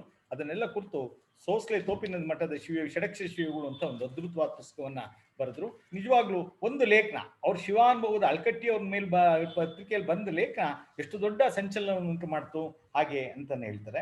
ಇನ್ನು ವಿಭೂತಿ ಅನ್ನೋದು ನಾನು ಆಗ್ಲೇ ಹೇಳಿದೆ, ಗಿರಿಯಾಪುರದ ಸ್ವಾಮಿಗಳಿಗೆ ಅರ್ಪಿಸಿದಂತ ಅಭಿನಂದನಾ ಗ್ರಂಥ ಅದು. ಆಮೇಲೆ ಶ್ರೀಶೈಲ ಪೀಠ ದರ್ಶನ ಅದು ಜಶನಿಯವರು ಇವರು ತಂದಂತ ಒಂದು ಸಂಯುಕ್ತ ಗ್ರಂಥ ಅದು. ಶ್ರೀಶೈಲದ ಮೇಲೆ ಬಂದಿರುವಂತ ಐತಿಹಾಸಿಕ ಲೇಖನಗಳನ್ನೆಲ್ಲ ಸಂಗ್ರಹ ಮಾಡಿದ್ದಾರೆ. ದೇವರ ದಾಸಿಮಾರ್ಯ ಪ್ರಶಸ್ತಿ, ದೇವರ ದಾಸಿಮಯ್ಯ ಅವನೇ ವಚನ ಬರೆದಿದ್ದು ಅಂತ ಜಚನಿಯವರು ಅನ್ಕೊಂಡು ಅವನ ಬಗ್ಗೆ 1000 ವರ್ಷದ ಒಂದು ದೊಡ್ಡ ಕೃತಿಯನ್ನು ಮಾಡಿದ್ರು. DLN ಅವರು, ಪಾಗು ಅಳ್ಕಟ್ಟಿಯವರು, ನಮ್ಮ ರಾಜರತ್ನಂ ಅವರು, ಇವರು ಯಾರು ಅನಕ್ರವರು, ಇವರೆಲ್ಲ ತುಂಬಾ ಅದ್ಭುತವಾದಂತಹ ಲೇಖನಗಳನ್ನ ಬರೆದಿದ್ದಾರೆ. ಇನ್ನೊಂದು ಮಾತು, ತ್ರಿವಿಧ ದಾಸೋಹಿ ಗೌಡ್ರ ವೀರಭದ್ರಪ್ಪನವ್ರ ಬಗ್ಗೆ ನಾನು ಆಗ್ಲೇ ಹೇಳಿದೆ. ಇದು ಆ ಪುಸ್ತಕ ನಿಜವಾಗ್ಲೂ ಬೆಂಗಳೂರಿನಲ್ಲಿ ವೀರಶೈವ ಮಠಗಳು ಹೇಗೆ ಕೆಲಸ ಮಾಡ್ತಾ ಇತ್ತು, ಗೌಡ್ರ ವೀರಭದ್ರಪ್ಪನವ್ರ ಮೇಲೆ ಹೇಗಿರ್ತಾ ಇತ್ತು, ಗಣಪತಿ ಹಬ್ಬ ಹೇಗೆ, ಅದನ್ನೆಲ್ಲವನ್ನು ಬಹಳ ವಿಶೇಷವಾಗಿ ಬರೆದಿದ್ದಾರೆ. ಆಮೇಲೆ ತಾಯಿಯವರು ಹೇಗೆ ನಮ್ಮ ವಿದ್ಯಾರ್ಥಿಗಳಿಗೆ ಪ್ರಸಾದ ಬಡಿಸ್ತಾ ಇದ್ರು, ಎಷ್ಟು ಅನುಕೂಲ ಮಾಡ್ತಾ ಇದ್ರು ಅನ್ನೋ ಮಾತನ್ನೆಲ್ಲ ಬರೀತಾರೆ. ಇನ್ನೊಂದು ಪುಸ್ತಕವನ್ನ ನಾನು ನಿಮಗೆ ತೋರಿಸ್ಬೇಕಾಗಿರೋದು ಅಂತಂದ್ರೆ, ಅವರಿಗೆ ಭಾರತ ದೇಶದಲ್ಲಿ ಮತಾಂತರದ ಪಿಡುಗಿನ ಬಗ್ಗೆ ಬಹಳ ನೋವಿದ್ದರಿಂದ ಹಿಂದೂ ಧರ್ಮ ಮತ್ತು ಅಸ್ಪೃಶ್ಯತೆ ಅನ್ನೋದು ಒಂದು ಅದ್ಭುತವಾದ ಕೃತಿಯನ್ನ ಬರೆದ್ರು. ಇದು 3000 ಮಠದಲ್ಲಿ ಅಚ್ಚಾಗಿರುವಂಥದ್ದು. ಜೀವನದ ಕಡೆಯಲ್ಲಿ ಅವರು ಈ ನಾಟಕವನ್ನು ಬರೆದ್ರು, ಕವಶ ಇಲೂಷ ಅಂತ. ಇದಕ್ಕೆ ತಿಪ್ಪೇರುದ್ರ ಸ್ವಾಮಿ ಅವರು ಮುನ್ನುಡಿ ಬರೆದಿದ್ದಾರೆ. 90ನೇ ಇಸ್ವಿನಲ್ಲಿ ಇದು ರೆಡಿ ಆದ್ರೂ ಬಿಡುಗಡೆ ಆಗಿತ್ತು 91ರಲ್ಲಿ. ಆದ್ರೆ ಫೈನಲ್ ಇದಾಗಿತ್ತು, ಆದ್ರೆ ಲೇಖಕರ ನುಡಿಯನ್ನು ಬರೆಯಕ್ಕಾಗಿಲ್ಲ. ಹೀಗೆ ಸಸ್ವರ ಮಹಾನ್ಯಾಸ ಪ್ರಯೋಗ ಅಂತ ಒಂದು ಕೃತಿ, ಅದನ್ನ ಚಳ್ಗುರ್ಕೆ ಮಠದಲ್ಲಿ ಜಚನಿಯವರ ಅಧ್ಯಕ್ಷತೆಯಲ್ಲಿ ಜೋಳದರಾಶಿ ದೊಡ್ಡನಗೌಡರು ಬಿಡುಗಡೆ ಮಾಡಿದ್ರು. ಆ ಕಾರ್ಯಕ್ರಮಕ್ಕೆ ನಾನು ಹೋಗಿದ್ದೆ. ಅದ್ಭುತವಾಗಿ ಮಾತನಾಡಿದ್ರು. ವೇದವನ್ನು ಹೇಗೆ ಹೇಳ್ಬೇಕು, ಸಸ್ವರ ಹೇಗೆ ಏನು ಅನ್ನೋದ್ರ ಬಗ್ಗೆ 40 ನಿಮಿಷ ಮಾತಾಡಿದ್ರು. ಜೋಳದರಾಶಿ ದೊಡ್ಡನಗೌಡರು ಸ್ವಲ್ಪ ಪ್ರಗತಿಪರರು, ಅವ್ರು ಸಹ ಬಹಳ ಸಂತೋಷಪಟ್ಟು ಅವರು ಆ ಪುಸ್ತಕ ಪ್ರಿಂಟ್ ಆಗಲಿಕ್ಕೆ ತಮ್ಮ ಚಳ್ಗುರ್ಕೆ ಎರಿತಾತನ ಸಂಸ್ಥೆಯಿಂದ ಸಹ ಮಾಡಿದ್ರು. ಇನ್ನು ಸದ್ಭೂಷಣ್ ಶಿವಗಳು, ಅವ್ರು ಸದ್ಭೂಷಣ್ ಮಠದ ಮಹಾದೇವ ಸ್ವಾಮಿಗಳ ಬಗ್ಗೆ ಬಹಳ ಚೆನ್ನಾಗಿ ಪರಿಚಯ ಆಯ್ತು. ಸದ್ಭೂಷಣ್ ಶಿವಗಳ ಸದ್ಭೂಷಣ್ ಶಿವಗಳು ಬರೆದಂತ ನಿರಂಜನ ಶತಕ ಅಂತ ಸಂಸ್ಕೃತ ಶತಕಕ್ಕೆ ನಾನು ಟೀಕೆ ಬರೆದಿರೋದು ತೋರಿಸಿದ್ದೀನಿ ಪ್ರೊಫೆಸರ್ ಅವ್ರಿಗೆ. ಅವರು ಅದನ್ನ ಕೆಲಸ ಮಾಡಿದ್ರು. ಹೀಗೆ ಅವರಾದ್ರೂ ನಾನು ಅನ್ಕೊಂಡಿರೋ ಹಾಗೆ ಎಷ್ಟು ಮಗ್ಗೆ ಮಾಯಿದೇವ ಮತ್ತು ಅವನ ಕೃತಿಗಳನ್ನ ಕುರಿತು ಕರ್ನಾಟಕ ಯೂನಿವರ್ಸಿಟಿಯಲ್ಲಿ ಅದ್ಭುತವಾದಂಥ ಬಸವೇಶ್ವರ ಅಧ್ಯಯನ ಪೀಠದಲ್ಲಿ ಉಪನ್ಯಾಸ ಮಾಡಿದ್ದು ಪುಸ್ತಕ ಪ್ರಿಂಟ್ ಆಗಿದೆ. ಹೀಗೆ ನಾವು ಈ ಪಟ್ಟಿ ಮಾಡಿರೋದು 84 ಅಂತಂದ್ರು ಇನ್ನೂ 4-5 ಪುಸ್ತಕ ಇಲ್ಲಿ ನನ್ನ ಕೈ ತಪ್ಪೋಗಿರ್ಬೋದು, ನಾನು ನೋಡಿಲ್ದೇ ಇರ್ಬೋದು. ಹೀಗೆ ಸದಾ ಆಮೇಲೆ ಎಷ್ಟು ನಿರ್ಮಾಮಿಣಿ ಮಠ, ಸಿದ್ಧಗಂಗಾ ಮಠ, ಅಕ್ಕಸಮ ಸಮಕಾಲೀನ ವಿದ್ವಾಂಸರು. ನೋಡಿ ಒಂದು ಮಾತು ಹೇಳ್ತೀನಿ, ಸಿದ್ಧಗಂಗಾ ಮಠದಲ್ಲಿ ಉದ್ದಾನ ಸ್ವಾಮಿಗಳು ಭಾಳ ಅವ್ರಿಗೆ 88 ವರ್ಷ ತುಂಬ ನೋವಾಗ್ಬಿಟ್ಟಿತ್ತು, ಅವ್ರಿಗೆ ಗರ್ನಿ ಆಗಿತ್ತು, ಅವ್ರ ನೋವು ಅವ್ರಿಗೆ. ಆ ಸಂದರ್ಭದಲ್ಲಿ ಜಯದೇವ್ ಜಗದ್ಗುರು ಅವ್ರ ದರ್ಶನಕ್ಕೆ ಬಂದಾಗ ಚಿಕ್ಕ ಸ್ವಾಮಿಗಳ ಮೇಲೆ ಸಣ್ಣದಾಗಿ ಚೀಕಾರ ಹಾಕ್ತಿರ್ತಾರೆ. ಹಾಗೆ ನೀನು ಎಲ್ಲಿ ವಿದ್ಯಾರ್ಥಿಗಳನ್ನ ಸೇರಿಸ್ತೀರಿ, ದುಡ್ಡು ಎಲ್ಲಿ ತರ್ತಾರೆ, 500 ಭಾಳ ಜಾಸ್ತಿ ಖರ್ಚು ಮಾಡ್ತಾರೆ ಹಂಗೆ ಅಂತ ಸ್ವಾಮಿಗಳು ಕಣ್ಣಲ್ಲಿ ನೀರು ಹಾಕೊಂಡು ಹೋಗ್ಬಿಟ್ರು ಆಚೆಗೆ. ಆಗ ಉದ್ದಾನ ಸ್ವಾಮಿಗಳಿಗೆ ರಾತ್ರಿ ಕಾಲು ಹೊತ್ತುತ್ತಾ ಹೇಳಿದ್ರೆ, ಏನು ಬುದ್ಧಿ ದೊಡ್ಡವ್ರ ಮುಂದೆ ನೀವು ಸ್ವಾಮಿಗಳನ್ನ ಹಿಂಗೆ ಹೇಳ್ಬಿಟ್ರಿಂದಾಗ, ಇಲ್ಲ ನಾನು ನನ್ಗೊಂದು ಏಟು ಹೊಡಿಬೇಕಾಯ್ತು, ಕೊನೆಯ ಹುಳಿ ಏಟು ಹೊಡೋದನಪ್ಪ ನಿಮ್ಮ ಸ್ವಾಮಿಗೆ, ನನ್ನ ಸುದ್ದಿಗೆ ಬರಲ್ಲ ಅಂತ ಹೇಳಿದಾಗ ಬೆಳಿಗ್ಗೆ ಶಿವಕುಮಾರ ಸ್ವಾಮಿಗಳಿಗೆ ಹೇಳಿದಾಗ ಆ ಸ್ವಾಮಿಗಳು ಇಲ್ಲ ಬಿಡು, ನಮ್ಮ ಗುರುಗಳ ಮೇಲೆ ನನಗೇನು ಕೋಪ ಇಲ್ಲ ಅಂತ ಹೇಳ್ತಾರೆ. ಉದ್ದಾನ ಸ್ವಾಮಿಗಳು ಮಲ್ಕೊಂಡಾಗ ಅವ್ರಿಗೆ ವೇದ ಉಪನಿಷತ್ತು ತತ್ವಪದಗಳು ಇದನ್ನ ಹೇಳಿದ್ರೆ ಮುಖ ನಳುತ್ತಾ ಆರಾಮಾಗಿರ್ತಾ ಇತ್ತಂತೆ, ನಿಲ್ಲಿಸ್ಬಿಟ್ರೆ ಮುಖ ಕಿರ್ಚ್ಕೊಳ್ಳೋರಂತೆ. 3 ದಿವಸ ವಿದ್ಯಾರ್ಥಿಗಳು ಒಂದೇ ಸಮಯ ಅವ್ರಿಗೆ ಹೇಳಿದ್ರು. ಆ ಸಂದರ್ಭದಲ್ಲಿ ಒಂದು ವಿಶೇಷವಾದ ಪುಸ್ತಕ ಆರಾಧರು ಬರೆದ್ರು. ಆ ಬಾಷ್ಪಾಂಜಲಿ ಅರ್ಪ ಅಂತ ಪದ್ಯಗಳನ್ನ ಸ್ವಾಮಿಗಳ ಲಿಂಗದೇಹವನ್ನು ಗದ್ಗೆ ಅವ್ರಿಗೆ ಕಾಯ್ಬರಿಸಿ ಕೈಲಾಸಕ್ಕೆ ಹೋಗ್ಬೇಕು ಅಂತ ಜೀವಂತ ಸಮಾಧಿ ಮಾಡ್ಕೋಬೇಕು ಅನ್ನೋ ಆಸೆ ಇತ್ತು ಉದ್ದಾನ ಸ್ವಾಮಿಗಳಿಗೆ. ಆದ್ರೆ ಸರ್ಕಾರದ ಜಿಲ್ಲಾಧಿಕಾರಿಗಳ ಬುದ್ಧಿ ಹಂಗೆ ಮಾಡ್ಕೋಬಾರ್ದು, ಈ ಸಮಯದಲ್ಲಿ ಬಹಳ ತೊಂದರೆ ಆಗುತ್ತೆ ಅಂತ. ಆದ್ರೆ ಅವ್ರು ಶಿವೈಕ್ಯರಾದ್ಮೇಲೆ ಅವ್ರನ್ನ ಸಮಾಧಿ ಮಾಡಿದ್ದು. ಆ ಸಂದರ್ಭದಲ್ಲಿ ಅವ್ರ ಲಿಂಗೈಕ್ಯ ದೇಹವನ್ನು ಇಳಿಸ್ಬೇಕಾದ್ರೆ ಇವ್ರು ಬದ್ಧ ಪದ್ಯಗಳನ್ನ ವಾಚನ ಮಾಡೋದ್ರಂತೆ. ಅವರ ಕೈಲಾಸ ಗಣಾರಾಧ್ಯ ದಿವಸ ಆ ಜೀವ ಜ್ಯೋತಿ ಪುಸ್ತಕ ಬಿಡುಗಡೆ ಪ್ರಿಂಟ್ ಆಗಿದೆ. ಅದನ್ನು 2000 ಕಾಪೀಸ್ ಪ್ರಿಂಟ್ ಮಾಡಿಸವ್ರೆ 1941 ಇಸ್ವಿನಲ್ಲಿ. ಅದಕ್ಕೆ ಬೆಂಗಳೂರಿನಲ್ಲಿ ಆ ಕಾಲದಲ್ಲಿ ಬಸವಾದಿಪರ ತತ್ವವನ್ನು ಪ್ರಚಾರ ಮಾಡಿದವರು ನಮ್ಮ ಸದ್ಭೂಷಣ್ ಮಠದ ಮಾದೇವ ಸ್ವಾಮಿಗಳು, BMC ಅವರು, DLN, TNMC ಮಾಸ್ತಿಯವರು, ಇವರು ನಮ್ಮ ಯಾರು MR ಶ್ರೀನಿವಾಸ ಮೂರ್ತಿಗಳು. ಹೀಗೆ ಪ್ರತಿನಿತ್ಯ ಪ್ರತಿ ಶ್ರಾವಣ ಮಾಸದಲ್ಲಿ ಎಲ್ಲ ಉಪನ್ಯಾಸವನ್ನು ಅಲ್ಲಿ ಮಾಡ್ತಾ ಇದ್ರು. ಅದು ಶಿವಾನುಭವ ಮಂಟಪನೆ ಇತ್ತು, ಅವ್ರು ಬರೆದಿದ್ದಾರೆ. ಹೀಗೆ ಶಾಸ್ತ್ರಿಗಳು ತಮ್ಮ ನಾನು ಅನ್ಕೊಂಡಿದ್ದೀನಿ ಇನ್ನಷ್ಟು ಕೆಲಸ ಮಾಡ್ತಾ ಇದ್ರು, ಅವ್ರಿಗೆ ಏನಾದ್ರು ಪ್ರೋತ್ಸಾಹ ಕೊಟ್ಟಿದ್ರೆ. ಆದ್ರೆ ಆ ಕಾಲಕ್ಕೆ ಪೌರೋಹಿತ್ಯವನ್ನು ಮಾಡಿಕೊಂಡು ಆ ಪೌರೋಹಿತ್ಯದ ಶ್ರೀಮಂತರ ಸಹಾಯದಿಂದ ಅನೇಕ ಪುಸ್ತಕಗಳನ್ನ, ಜೊತೆಗೆ ಪ್ರಕಾಶಕರಾಗಿ ನಿರ್ಮಾಮಣಿ ಮಠ ಸ್ವಾಮಿಗಳು ಬರೆದಂತ ಅಣ್ಣನ ಬದುಕು, ಬಸವಣ್ಣನ ಕಾದಂಬರಿ ಮೇಲೆ ಬರೆದಂತ ವಿಶೇಷವಾದ ಕೃತಿನ MR ಶಿವಕೇಲ್ ನುಡಿ ಬರೆಸಿ ಪ್ರಿಂಟ್ನ ಮಾಡಿದವರೇ ಶಾಸ್ತ್ರಿಗಳು, ಆರಾಧರು. ಹೀಗೆ ಬೆಂಗಳೂರು, ಮೈಸೂರಿನಲ್ಲಿ ಪ್ರಿಂಟಿಂಗ್ ಪ್ರೆಸ್ ಇಟ್ಕೊಂಡು ತಮ್ಮ ಕೈಲಾದ ಕನ್ನಡವನ್ನು ಸೇವೆಯನ್ನು ಮಾಡಿದ್ರು. ಆಮೇಲೆ ಯಾವಾಗಲೂ ಹೇಳ್ತಾ ಇದ್ರು, ಹಿಂದೆ ಇದ್ದವ್ರಿಗಿತ್ತು ಇಷ್ಟು ತೊಂದರೆ ನಮಗಿಲ್ಲ, ನಮಗೆಲ್ಲ ಈಗ ಭಗವಂತ ಚೆನ್ನಾಗಿಟ್ಟಿದ್ದಾನೆ, ನಾವು ಇನ್ನೂ ಚೆನ್ನಾಗಿ ಸೇವೆ ಮಾಡಬೇಕು. ಹೀಗೆ ಆರಾಧ್ರು 1990ನೇ ಇಸ್ವಿನಲ್ಲಿ ನವೆಂಬರಲ್ಲಿ ಮಹಾಲಿಂಗದಲ್ಲಿ ಇಂದ್ರಾದ್ರು. ನಾನು ಅವರ ಪ್ರೀತಿ, ಪ್ರೇಮ, ವಿಶ್ವಾಸವನ್ನ ಚಿಕ್ಕವನಾದ್ರೂ ಸಹ ನಾನು ಪಡೆದಿದ್ದೆ. ನನ್ನ ನೋಡಿ ಬಹಳ ಸಂತೋಷ ಪಡೋರು ಅಂತ ಹಿರಿಯ ವಿದ್ವಾಂಸನ ಕುರಿತು ಮಾತನಾಡಲಿಕ್ಕೆ ಅವಕಾಶ ಮಾಡಿಕೊಟ್ಟಂತ BMC ಪ್ರತಿಷ್ಠಾನದ ಪ್ರೊಫೆಸರ್ R. ಲಕ್ಷ್ಮೀನಾರಾಯಣ ಅವ್ರಿಗೂ, ಸ್ನೇಹಿತರಾದಂಥ ಡಾಕ್ಟರ್ ರಾಜ್ಕುಮಾರ್ ಅವ್ರಿಗೂ, ಕೇಳಿದಂಥ ಶಿವಕುಮಾರ ಸ್ವಾಮಿ ಅವ್ರಿಗೂ ಮತ್ತು ಎಲ್ಲ ಗೆಳೆಯರಿಗೂ ಹೊಂದಿಸಿ ನಾನು ಮಾತು ಮುಗಿಸ್ತೇನೆ. ನಮಸ್ಕಾರ.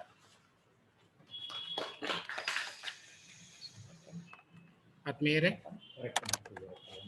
ಈ ಕಾರ್ಯಕ್ರಮದ ಮುಂದುವರಿಕೆಯಾಗಿ ಆಸಕ್ತರು ಈ ವಿಷಯಕ್ಕೆ ಸಂಬಂಧಿಸಿದಂತೆ ತಮ್ಮ ಅನುಮಾನಗಳೇನಾದರೂ ಇದ್ದರೆ ಪರಿಹರಿಸ್ಕೊಬೋದು. ಆಯುರ್ವೇದ ವೈದ್ಯರಾದ ಮತ್ತು ಸಂಶೋಧಕರು ಆದ ಡಾಕ್ಟರ್ B. ನಂಜುಂಡ ಸ್ವಾಮಿಯವರು ಚತುರ್ಭಾಷಾ ಪಂಡಿತರಾದ MJ ನಂಜುಂಡಾರಾಧ್ಯ ಅವರ ವ್ಯಕ್ತಿ ಮತ್ತು ಸಾಹಿತ್ಯವನ್ನು ಕುರಿತು ಸುದೀರ್ಘವಾಗಿ ತಮ್ಮ ವಿಚಾರಗಳನ್ನು ಮಂಡನೆ ಮಾಡಿದ್ದಾರೆ. ಈ ವಿಚಾರಗಳಿಗೆ ಸಂಬಂಧಿಸಿದಂತೆ ತಮ್ಮಲ್ಲಿ ಯಾವುದಾದ್ರೂ ಅನುಮಾನಗಳಿದ್ದರೆ ಅಥವಾ ಈ ವಿಚಾರವನ್ನು ಮುಂದುವರಿಸುವ ಹಾಗೆ ಯಾವುದಾದ್ರೂ ಹೊಸ ವಿಚಾರಗಳಿದ್ದರೆ ಅವುಗಳನ್ನು ನಮ್ಮ ಜೊತೆ ಈಗ ಹಂಚಿಕೊಳ್ಳೋದಕ್ಕೆ ಸಮಯಾವಕಾಶ.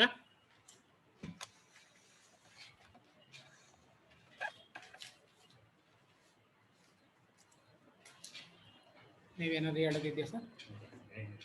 ಮಾತಾಡಿ, ಬನ್ನಿ ಈ ಕಡೆ. ಹಾಗೇನಿಲ್ಲ, ಇಲ್ಲೇ ನಾನು ಟರ್ನ್ ಮಾಡ್ತೀನಿ. ಒಂದು 2-3 ವಿಚಾರಗಳು ಮಾತಾಡಿ, ಪರವಾಗಿಲ್ಲ ಮಾತಾಡಿ ಸರ್. ಅದರಿಂದ ನನಗಿಂತ ಚೆನ್ನಾಗಿ ನಿಮಗೆ ಸರಿ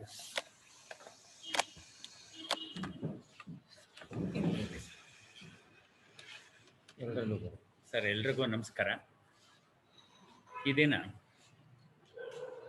ವಿದ್ವಾನ್ MJ ನಂಜುಂಡಾರಾಧ್ಯರನ್ನು ಕುರಿತು ಡಾಕ್ಟರ್ ನಂಜುಂಡ ಸ್ವಾಮಿಯವರು ಏನು ಮಾತನಾಡಿದ್ರು, ಬಹುಶಃ ನಾವು ಶ್ರೀಕರ ಭಾಷ್ಯಾದಿಗಳನ್ನು, ನಾನು ವೀರಶೈವ ಸಾಹಿತ್ಯವನ್ನು ಅಧ್ಯಯನ ಮಾಡತಕ್ಕಂಥ ಒಬ್ಬ ಸಂಸ್ಕೃತ ವಿದ್ಯಾರ್ಥಿಯಾಗಿ ಮತ್ತು ಮೂಲತಃ ಅಲಂಕಾರ ಶಾಸ್ತ್ರದ ವಿದ್ಯಾರ್ಥಿಯಾಗಿರ್ತಕ್ಕಂಥ ನಾನು ಶಾಸ್ತ್ರಿಗಳ ಸಾಧನೆ, ಅವರ ಅಧ್ಯಯನ ಇತ್ಯಾದಿಗಳನ್ನೆಲ್ಲ ಸಮಗ್ರವಾಗಿರ್ತಕ್ಕಂತಹ ಮಾಹಿತಿಯನ್ನು ಕೊಟ್ಟರು.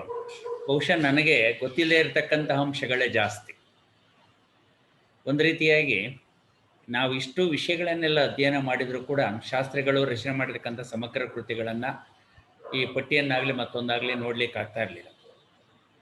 ಮತ್ತು ಅವರು ಮಾಡಿರ್ತಕ್ಕಂತಹ ಕೆಲಸ ಏನಿದೆಯೋ ಆ ಕೆಲಸವನ್ನು ಇವತ್ತು ಕೃತಿಗಳನ್ನು ಒಂದು ರೀತಿಯಾಗಿ ಯುವ ವಿದ್ವಾಂಸರುಗಳು, ಯುವಕರು ಅದನ್ನು ಹೆಚ್ಚಿನ ರೀತಿಯಲ್ಲಿ ಅವನು ಅಧ್ಯಯನ ಮಾಡಿದಾಗ ಹೊಸ ಹೊಸ ಅಂಶಗಳು, ಆ ಕಾಲದ ಪರಿಸ್ಥಿತಿಗಳವರು ಏನು ಗಾಂಧಿ ಚಳುವಳಿಯಲ್ಲಿದ್ದಂಥವರು, ಮತ್ತು ಹಿಂದಿ ಚಳುವಳಿ ನಡೆದಾಗ ಅಲ್ಲಿಯೂ ಕೂಡ ಅವರು ಸ್ವತಃ ಹಿಂದಿಯನ್ನು ಕಲಿತಾರೆ. ಸಂಸ್ಕೃತ ವಿದ್ವಾಂಸರಾದರೂ ಕೂಡ ಅವರು ಕನ್ನಡ ಪಂಡಿತ ಮಾಡಿಕೊಂಡು ಅವ್ರಿಗೆ ಅಂದರೆ ಪ್ರಾಚೀನ, ನಾನು ನಂಜುಂಡಸ್ವಾಮಿಯವ್ರ ಹತ್ರ ಪದೇ ಪದೇ ಹೇಳ್ತಾ ಇರ್ತೇನೆ, ಪ್ರಾಚೀನ ವಿದ್ವಾಂಸರುಗಳು, ವಿಶೇಷವಾಗಿ ಕನ್ನಡ ವಿದ್ವಾಂಸರುಗಳ ಬಗ್ಗೆ ನಾನು ಮಾತನಾಡ್ತಾ ಇರ್ತೀನಿ. ಹಳೆ ತಲೆಮಾರಿನ ವಿದ್ವಾಂಸರುಗಳ ವಿಶೇಷತೆ ಇದ್ದದ್ದು ಅವರು ಬಹುಭಾಷಾ ಪಾಂಡಿತ್ಯ. ಆ ಕಾರಣದಿಂದಲೇ ಆ ಭಾಷಾ ಪ್ರೌಢಿಮೆ ಅವರಲ್ಲಿ ಅಷ್ಟಿದ್ದದ್ದು. ಈಗ ಉದಾಹರಣೆಗೆ ನಾನು ಈಗ ಬಸವರಾಧ್ಯರಿಗೆ ಬಹಳ ಹತ್ತಿರದ ಒಡನಾಡಿಯಾಗಿದ್ದವನು ಪ್ರೊಫೆಸರ್ ಸಿದ್ಲಿಂಗಯ್ಯನವರು ಇರಬಹುದು, ಮತ್ತು ನಮ್ಮ GS ಶಿವರುದ್ರಪ್ಪನವರ ಒಡನಾಟದಲ್ಲೂ ಕೂಡ ನಾನು ಇದ್ದವನು.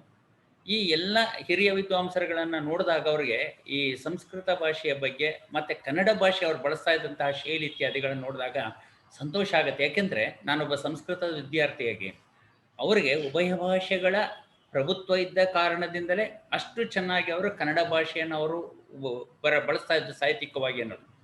ಆದರೆ ಇವತ್ತಿನ ವಿದ್ವಾಂಸರಲ್ಲಿ ಏನಾಗಿದೆ ಅನ್ನೋ ನಾನು ಹೇಳಬೇಕಾಗಿಲ್ಲ. ಯಾಕೆ ಭಾಷೆ ಇಷ್ಟು ಅಧ್ವಾನ ಅಂದರೆ, ಒಂದಲ್ಲ ಒಂದು ಕಾರಣಕ್ಕೆ ಅವರು ಸಂಸ್ಕೃತವನ್ನು ದ್ವೇಷ ಮಾಡೋದು, ಸಂಸ್ಕೃತದವರು ಕೂಡ ಕನ್ನಡದ ದ್ವೇಷ ಮಾಡ್ತಾರೆ. ಅದು ಕೂಡ ಯಾಕೆಂದರೆ ಒಂದು ಭಾಷೆಯ ಮೇಲೆ ಏನೋ ಕೊಡೋದು ತೆಗೆದುಕೊಳ್ಳೋದು ಎರಡೂ ಕೂಡ ಇರಬೇಕು. ನಾವು ಅಲ್ಲಿಂದನೇ ತೆಗೆದುಕೊಳ್ತಾ ಇದ್ದೀವಿ ಅಂತಲ್ಲ, ಒಂದು ಭಾಷೆ ಬೆಳಿಬೇಕಾದ್ರೆ ಸ್ವೀಕಾರ ಮಾಡೋದ್ರಿಂದನೇ ಬೆಳೆಯೋದು. ಇದು ಇಂತಹ ಈ ಅಪರೂಪವಾಗಿರ್ತಕ್ಕಂತಹ ವಿದ್ವಾಂಸರು MG ನಂಜುಂಡಾರಾಧ್ಯರು ಅವರ ಬಗ್ಗೆ ಸಮಗ್ರವಾಗಿ ಇವತ್ತು ನಂಜುಂಡಸ್ವಾಮಿ ಅವರು ನನಗೆ ತಿಳಿಸಿದರು. ನಾನು ಅವರು ಒಂದು ಮೀಟಿಂಗ್ಗೋಸ್ಕರ ಸೇರಿದ್ದು. ಅವ್ರು ಹಿಂಗೆ ನನಗೊಂದು ಉಪನ್ಯಾಸ ಇದೆ ಅಂತಲೇ ನಾನು ಕೂಡ ಬರ್ತೀನಿ ನಡಿ ಅಂತ ಹೇಳಿ ಬಂದೆ. ನಾನು ಮನೇಲಿ ಇದ್ದಿದ್ರು ಕೂಡ ಬೇರೆ ಏನೋ ಕೆಲಸ ಮಾಡ್ತಾ ಇದ್ದೆ, ಸಣ್ಣ ಪುಟ್ಟದು, ಅದೇನು ಕಳ್ಕೊಂಡಂತಹ ಬೇಸರ ಇಲ್ಲ. ನನಗೆ ಒಂದು ರೀತಿಯಾಗಿ ನಂಜುಂಡಾರಾಧ್ಯರ ಸಮಗ್ರ ಅವರ ಸಾಹಿತ್ಯವನ್ನು, ಅವರ ವ್ಯಕ್ತಿತ್ವವನ್ನು ತಿಳ್ಕೊಂಡಂತಹ ಒಂದು ಅವಕಾಶ ನನಗೆ ಪ್ರಾಪ್ತವಾಯಿತು. ಮತ್ತು ಇಲ್ಲಿ ಹಿರಿಯ ವಿದ್ವಾಂಸರಾಗಿರ್ತಕ್ಕಂಥ ಲಕ್ಷ್ಮೀನಾರಾಯಣವರು, ರಾಜ್ಕುಮಾರ್ ಅವರು ಎಲ್ಲರನ್ನೂ ಕೂಡ ಪರಿಚಯ ಆಯಿತು. ತುಂಬ ಸಂತೋಷ. ನಂಜುಂಡಸ್ವಾಮಿ ಅವರಿಗೆ ನಾನೆಲ್ಲರ ಪರವಾಗಿ ಹೃತ್ಪೂರ್ವಕ ಅಭಿನಂದನೆಗಳನ್ನು ಸಲ್ಲಿಸ್ತಾ ಇದ್ದೇನೆ.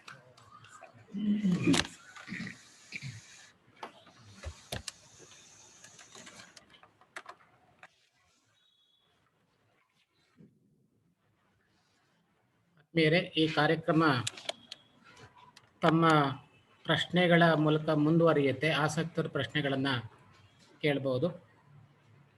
ನಾನೊಂದು ವಿಚಾರ ಹೇಳೋದು ಬರ್ತಿದ್ದೆ. ಆರಾಧ್ರು ಲಿಂಗೈಕ್ಯರಾಗಿದ್ದು 7/11/1990 ಇಸ್ವಿ. ಆದರೆ ನಂಗೆ ಸ್ವಲ್ಪ ನಿಧಾನಕ್ಕೆ ಗೊತ್ತಾಯಿತು. ಆದರೆ ಅವರ ವಿಶೇಷ ಕೈಲಾಸ ಗಣಾರಾಧನೆ ದಿವಸ ನಾನು ಸೊಗಡು ಪತ್ರಿಕೆಯಲ್ಲಿ ಒಂದು ಲೇಖನವನ್ನು ಬರೆದು ನನ್ನ ಗೌರವವನ್ನು ಸಮರ್ಪಿಸಿದೆ. ಆಗ ಎಷ್ಟೋ ಜನ ಬಂದು ನನ್ನ ಮಾತಾಡ್ಸಿದ್ರು, ಹೌದಾ ಇಷ್ಟೊಂದು ಕೆಲಸ ಮಾಡಿದ್ರು ಆರಾಧ್ರು ಹಾಗೆ ಅಂತ. ಇಲ್ಲ ಖಂಡಿತ, ನನಗೊಂದು ಆರಾಧ್ರದ್ದೊಂದು ಸಣ್ಣ ಬ್ರೋಚರ್ ಸಿಕ್ಕಿತ್ತು ಆ ಕಾಲಕ್ಕೆ. ಆ ಬ್ರೋಚರಿಂದ ಅವ್ರು ಏನೇನು ಬರೆದಿದ್ರು, ಏನು ಪಬ್ಲಿಷ್ ಮಾಡಿದ್ರು ಅನ್ನೋದು ಗೊತ್ತಾಯಿತು. ಇನ್ನು ನಾನು ಅನ್ಕೊಳ್ಳೋದು ಸ್ವಲ್ಪ ಮುಂಚೆನೇ ಅವ್ರಿಗೊಂದು ಅಭಿನಂದನಾ ಗ್ರಂಥ ಬರೀಬೇಕಾಯ್ತು. ಈ ಒಂದು 50 ಜನ ವಿದ್ವಾಂಸರಾದರೂ ಅವ್ರ ಕುರಿತು ಬರೆದಿದ್ರೆ ಇನ್ನೆಷ್ಟು ಗಟ್ಟಿಯಾದ ಮಾಹಿತಿ ಉಳಿತಾ ಇತ್ತು. ಅಂತ ಅವಕಾಶ ನಮಗಿತ್ತು. ಆದರೆ ಯಾಕೋ ಅದು ಇದಾಗಲಿಲ್ಲ. ಆದರೂ ಸಹ ಆರಾಧ್ರು ಶಿವೈಕ್ಯರಾದ ನಂತರ ಅಮರವಾಣಿ ಅನ್ನೋದು ನಮ್ಮ ಬಸವರಾಧ್ರು, BK ಶಿವಯ್ಯನವರು, ಇವರೆಲ್ಲ ಚೆನ್ನಕೆ ಕುರ್ಮಟ್ಟಿ ಇವರೆಲ್ಲ ಒಂದು ಅದ್ಭುತವಾದಂಥ ಒಂದು ಗ್ರಂಥವನ್ನು ಸಂಸ್ಮರಣ ಗ್ರಂಥ ತಂದರು. ಆ ಗ್ರಂಥದಲ್ಲಿ ಕಿರಿಯನಾದ ನಾನು ಸಹ ಬರೆಯುವಂಥ ಭಾಗ್ಯ ತಗೊಂಡೆ. ಅದು ಬಸವರಾದ್ರೆ ಹೇಳಿದ್ರು, ಭಾಳ ಚೆನ್ನಾಗಿ ಬರೆದಿಯೇ ಕಣಯ್ಯ ಅಂತ. ಸರ್ ನಿಮ್ಮ ಆಶೀರ್ವಾದ ಅಂತ ಹೇಳಿ ಆ ಬಿಡುಗಡೆ ಕಾರ್ಯಕ್ರಮದ ದಿವಸ ನಮ್ಮ ಚಿತ್ರೂರು ಜಗದ್ಗುರು ಶಿವೈಕ್ಯರಾಗ್ಬಿಟ್ರು. ಅದು ಜಯದೇವ ಹಾಸ್ಟೆಲ್ ಕಾರ್ಯಕ್ರಮ ಇತ್ತು. ಆ ದಿವಸ ಇವ್ರು ಬಂದರು, ನಮ್ಮ ಸಿರಿಗೆರೆ ಜಗದ್ಗುರು ಶಿವಾಚಾರ್ಯ ಇವರು ಈಗಿನ ಜಗದ್ಗುರು ಬಂದರು. ರಂಗನಾಥಶರ್ಮರು ಉಪನ್ಯಾಸ ನಡೀತಾ ಇತ್ತು. ನಾನು ಹೇಳ್ದೆ ಹಿಂಗೆ ಸಂಸ್ಕೃತ ನಾನು ಬರಬೇಕು ಅಂತ. ಅವರು ಸಹ ವಾಲಂಟ್ರಿ ಆಗಿ ಬಂದು ಕಾರ್ಯಕ್ರಮದಲ್ಲಿ ಭಾಗವಹಿಸಿ ಸಂಸ್ಕೃತ ಸಾಹಿತ್ಯದ ಬಗ್ಗೆ ತುಂಬ ಚೆನ್ನಾಗಿ ಮಾತಾಡಿದ್ರು. ಸಂಜೆ ಸಮಾರಂಭ ಅದಿನ ಸೌಕಾರರು ಅವ್ರು ನಿಮ್ಮ ಗೌಡ್ರು ವೀರಭದ್ರಪ್ಪನವ್ರ ಮಕ್ಕಳು ಇಬ್ಬರು ಬಂದಿದ್ರು, ಎಲ್ಲ ಪಂಡಿತಾರಾದರು ಎಲ್ಲ ಬಂದಿದ್ರು. ಇನ್ನೂ ತುಂಬ ಚೆನ್ನಾಗಿ ಕಾರ್ಯಕ್ರಮವನ್ನು ಶಿವಯ್ಯನವರು ಬಸವರಾದ್ರೆಲ್ಲ ನಡೆಸಿದ್ರು. ಶಿವಯ್ಯನವ್ರಿಗೆ ಆ ಶಕ್ತಿ ಇತ್ತು, ಅವರಿಗೆ ಗುರು ಸಮಾನರಾದ್ರಿಂದ ನಾನು ಅಂದ್ಕೊಂಡೆ ಶಿವಯ್ಯನವ್ರನ್ನ ಒಂದು ಡಾಕ್ಯುಮೆಂಟೇ ಮಾಡ್ಬೋದು, ಇಂಟ್ರಿ ಮಾಡೋ ಒಂದು ಡಾಕ್ಯುಮೆಂಟೇ ಮಾಡ್ಬೋದು. ಭಾಳ ವರ್ಷ ಬದುಕಿದ್ರು ನಮ್ಮ ಶಿವಯ್ಯನವರು. ಅದೇ ನಾವು ಹೋದ್ಮೇಲೆ ಅನ್ಕೊಂತೀವಿ ಅನ್ಸುತ್ತೆ. ಆದ್ರೆ ನನ್ಗೆ ಶಿವಯ್ಯನವ್ರು ನೋಡಿದಾಗ ಅವರು ಆ ಸ್ವಚ್ಛತೆ ಗಾಂಭೀರ್ಯ ಇದನ್ನೆಲ್ಲ ನೋಡಿದಾಗ ಆರಾದ್ರೆ ಎಷ್ಟು ಒಳ್ಳೆ ಟ್ರೈನಿಂಗ್ ಶಿವಯ್ಯನವ್ರು ಕೊಟ್ಟಿರ್ಬೋದು ಹಾಗೆ ಅಂತ. ಅವರೆಲ್ಲ ಸಾಹಿತ್ಯ ಸಂಸ್ಕೃತಿ ಬಗ್ಗೆ ತುಂಬಾ ಅದ್ಭುತವಾದಂತ ಕೆಲಸ ಮಾಡಿದಂಥವ್ರು. ನಿಜವಾಗ್ಲೂ ಈ ಕೃತಿನೂ ಬರ್ದಿದ್ರೆ ಈಗ ನೋಡಿ ಸಿದ್ದಪ್ಪರಾದ್ರ ಬಗ್ಗೆ ನಮ್ಗೆ ಒಂದ್ ಸರಿಯಾದ ಒಂದು ಗ್ರಂಥ ಬಂದಿಲ್ದೇ ಅವ್ರು ಎಷ್ಟು ದೊಡ್ಡ ಸಾಧಕರಾದ್ರೂ ನಮ್ಗೆ ಗೊತ್ತಿಲ್ಲ. ದೇವನಾಗರಿ ಲಿಪಿನಲ್ಲೇ ಪ್ರಪ್ರಥಮವಾಗಿ ಕರ್ನಾಟಕದಲ್ಲಿ ಮಹಾಪ್ರಬಂಧ ಬರೆದಂಥವ್ರು ಟಿ.ಜಿ. ಸಿದ್ದಪ್ಪರಾದ್ರು. ಫಸ್ಟ್ ಮ್ಯಾನ್ ಶಕ್ತಿಷ್ಟಾದ್ವೈತ ದರ್ಶನಂ ಅಂತ ಅದು ದೇವನಾಗರಿಯಲ್ಲಿ ಆಗಿದೆ, ಕನ್ನಡದಲ್ಲೂ ಅಚ್ಚಾಗಿದೆ ಅಂತ ಪ್ರಥಮ ಬಾರಿಗೆ ಅಂತ ಗಣ್ಯ ವಿದ್ವಾಂಸ ತುಮಕೂರಿನವರು ಟಿ. ತುಮಕೂರು ಅಂತ ಅವರು ಗುಬ್ಬಯ್ಯ ಸಿದ್ದಪ್ಪ ಅನುವಾದ ಮಾಡಿದ್ರು. ಇಷ್ಟು ದೊಡ್ಡ ವಿದ್ವಾಂಸರ ಬಗ್ಗೆ ನಾವು ಮಾತಾಡೋದಕ್ಕೆ ಒಂದು 100 ಪೇಜಿನ ಪುಸ್ತಕ ಇಲ್ಲ, ಯಾಕೆಂದ್ರೆ ಸಮಕಾಲ ಸರಿಯಾಗಿ ದಾಖಲಿಸ್ತಾ ಇದ್ದೀರಿ. ಆದ್ರಿಂದ ನಾವು ಈಗ ಚೆನ್ನಪ್ಪ ಅರಸಿಂಹರು ಅಷ್ಟೇ ಆ ಕಾಲದಲ್ಲಿ ಸಂಭಾವನಾ ಗ್ರಂಥ ಬಂದಾಗ ಅವ್ರ ಬಗ್ಗೆ ಇದನ್ನ ಲೇಖನಗಳು ಬೇಡ ಅಂತ ಹೇಳಿ ಬೇರೆ ತರ ಸಂಭಾವನಾ ಗ್ರಂಥ ಮಾಡಿದ್ರಿಂದ ಇವತ್ತೇನು ಅವ್ರ ಸಮಕಾಲೀನ ದಕ್ಷರ ನಮ್ಗೆ ಗೊತ್ತಾಗಲ್ಲ. ಅದರಿಂದ ವಿದ್ವಾಂಸರು ಬದುಕಿದ್ದಾಗ ಅವ್ರ ಜೀವನ ಸಾಧನೆ ಕುರಿತು ಆ ಸನ್ಮಾನ ಸಂಪುಟ ಬರೋದು, ಸಂಭಾವನೆ ಗ್ರಂಥ ಬರೋದು, ಸಂಭಾವನೆ BMC ಅವ್ರ ಹೆಸರಿಂದ ಸಂಭಾವನೆ ಅಂತ ಎಲ್ಲಾ ಕಡೆನೂ ಅದು ಪ್ರಭಾವ ಬಂದ್ಬಿಟ್ಟಿದೆ. ಅದೇ ಕನ್ನಡದಲ್ಲಿ ಅದೊಂದು ದೊಡ್ಡ ಚರಿತ್ರೆನೇ ಇದೆ. ಈಗ ಅದರಿಂದನಾದ್ರೂ ನಮ್ಗೆ ಇಷ್ಟು ನೋಡಿ ಚದರಂಗಿರೋದು, GS ಸಿದ್ಲಿಂಗಯ್ಯನವ್ರದ್ದು, ಡಾಕ್ಟರ್ ತಿಪ್ಪೇರುದ್ರ ಸ್ವಾಮಿ ಅವ್ರದ್ದು, ಆ ಸುಲೋಚನಾ ಶಾಸ್ತ್ರಿ, ಶಿವಯ್ಯನವರು, ಇವರೆಲ್ಲ ಗಣಪಂಡಿತರುಗಳು ಬಹಳ ಚೆನ್ನಾಗಿ ಆಮೇಲೆ ಆರಾಧ್ರ ಮಕ್ಕಳು ಸಹ ಬರ್ದಿದ್ದಾರೆ. ಇನ್ನೂ ನಾವು ಕಾಗದ ಪತ್ರಗಳು ಸ್ವಲ್ಪ ಉಪಯೋಗಿಸಿ ಮಹಾಪ್ರಬಂಧನೂ ಇಷ್ಟೊತ್ತಿಗೆ ಬರ್ಬೇಕಾಯ್ತು ಆರಾಧ್ರ ಜೀವನ ಸಾಧನೆ ಮೇಲೆ. ಖಂಡಿತ ಅಥವಾ ಬಂದಿದೆಯೇನೋ ನಂಗೆ ಗೊತ್ತಿಲ್ಲ, ಆದ್ರೆ ಬರ್ಬೇಕಾಗಿತ್ತು. ಯಾಕೆಂದ್ರೆ ಇಷ್ಟು ದೊಡ್ಡ ಚೈತನ್ಯ ಸಾಧನೆ. ನಾನು ಜಚನಿ ಅವರಿಬ್ರು ಮಾತಾಡೋದನ್ನ ಬೇಕಾದಷ್ಟು ಸೇರಿ ಅವ್ರ ಜೊತೆ ಟ್ರಾವೆಲ್ ಮಾಡೋದೆಲ್ಲ ನಾನು ಮಾಡಿದಾಗ ಯಾವಾಗ್ಲೂ ಹೇಳೋರು ನನ್ಗೆ ಒಂದು ತಪ್ಪು ಹೇಳ್ದ ಅಂತ ಪೌರೋಹಿತ್ಯನ ಗದರದು ಎಲ್ಲ ಮಾಡಬಾರ್ದು, ನಮ್ಮ ದೇಶದಲ್ಲಿ ಪೌರೋಹಿತ್ಯ ಮಾಡೋರೇ ಇಲ್ಲ, ಅದರಿಂದ ಅವ್ರನ್ನೆಲ್ಲ ಪ್ರೀತಿಯಿಂದ ಪ್ರೇಮದಿಂದ ಕಾಣ್ಬೇಕು, ಅದು ಏನು ತೊದಲು ನುಡಿಗಳನ್ನ ಆಡಬಾರ್ದು ಅಂತ ನನ್ನ ಕೈಲಿ ಸಹ ಹೇಳಿದ್ರು. ತಪ್ಪು ಹೇಳ್ತಾರೆ ಹುಡುಗರು ಅಂದಾಗ ಇರೋದ್ರಲ್ಲಿ ಅನುಸರಿಸ್ಕೋಬೇಕಪ್ಪ, ಈಗ ಮಾಡೋರೇ ಇಲ್ಲ ಅಂದ. ಹೀಗೆ ಬಹಳ ದೊಡ್ಡ ಮನಸ್ಸು, ಯಾವಾಗ್ಲೂ ಸದಾ ಚೈತನ್ಯಶೀಲ ಆರಾಧ್ರು. ಅವ್ರ ಕುರಿತು ಮಾತನಾಡಕ್ಕೆ ಬಂದ ಅವಕಾಶ ಆಗಿದೆ, ನನ್ನ ಭಾಗ್ಯ. ನಮಸ್ಕಾರ. ಕನ್ನಡ, ತೆಲುಗು, ಹಿಂದಿ, ಸಂಸ್ಕೃತ 4 ಭಾಷಾ ಪಾಂಡಿತ್ಯವನ್ನ ಹೊಂದಿದ್ದಂಥ MJ ನಂಜುಂಡಾರಾಧ್ಯ ಅವರ ಬರಹ ಮತ್ತು ಬದುಕನ್ನು ಬಹಳ ಸುಲಲಿತವಾಗಿ ಕೇಳುಗರಿಗೆ ಹಿತವಾಗುವ ರೀತಿಯಲ್ಲಿ ನಿರರ್ಗಳವಾಗಿ ಮಾತನಾಡಿದ ವೈದ್ಯರಾದ ಡಾಕ್ಟರ್ ಬಿ ನಂಜುಂಡಸ್ವಾಮಿಯವರು BMC ಪ್ರತಿಷ್ಠಾನಕ್ಕೆ ಬಂದು ತಮ್ಮ ಬಿಡುವಿಲ್ಲದ ಕೆಲಸಗಳ ನಡುವೆಯೂ ಸಹ ದೊಡ್ಡ ವಿದ್ವಾಂಸರು ಮತ್ತು ಸಂಶೋಧಕರು ಹಾಗೆ ಬಂದು ನಂಜುಂಡಾರಾಧ್ಯ ಅವರ ಪರಿಚಯವನ್ನು ಮಾಡಿಕೊಟ್ಟಿದ್ದಾರೆ. ಹಾಗಾಗಿ ಅವರಿಗೆ BMC ಪ್ರತಿಷ್ಠಾನ ಅಭಿನಂದನೆಗಳನ್ನು ಸಮರ್ಪಣೆ ಮಾಡುತ್ತೆ. ಹಾಗೆ ಅವರ ಗೆಳೆಯರಾದ ಶಿವಕುಮಾರ್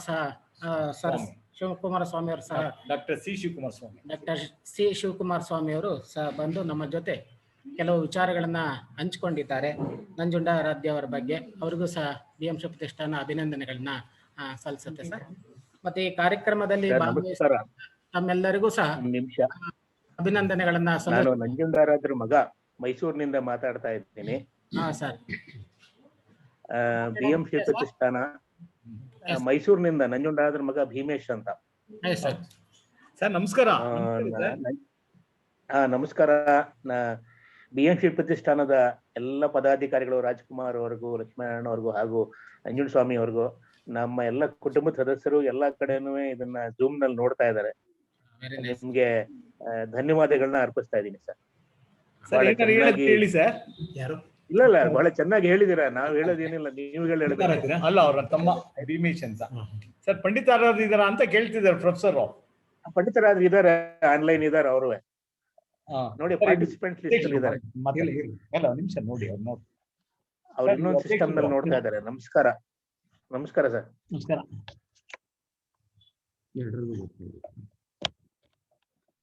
ಸರ್ ಏನ್ ಅನಿಸ್ತು? ಪಂಡಿತರಾದ್ರು ಅನ್ಮ್ಯೂಟ್ ಮಾಡ್ಕೊಂಡು ಮಾತಾಡಬಹುದು.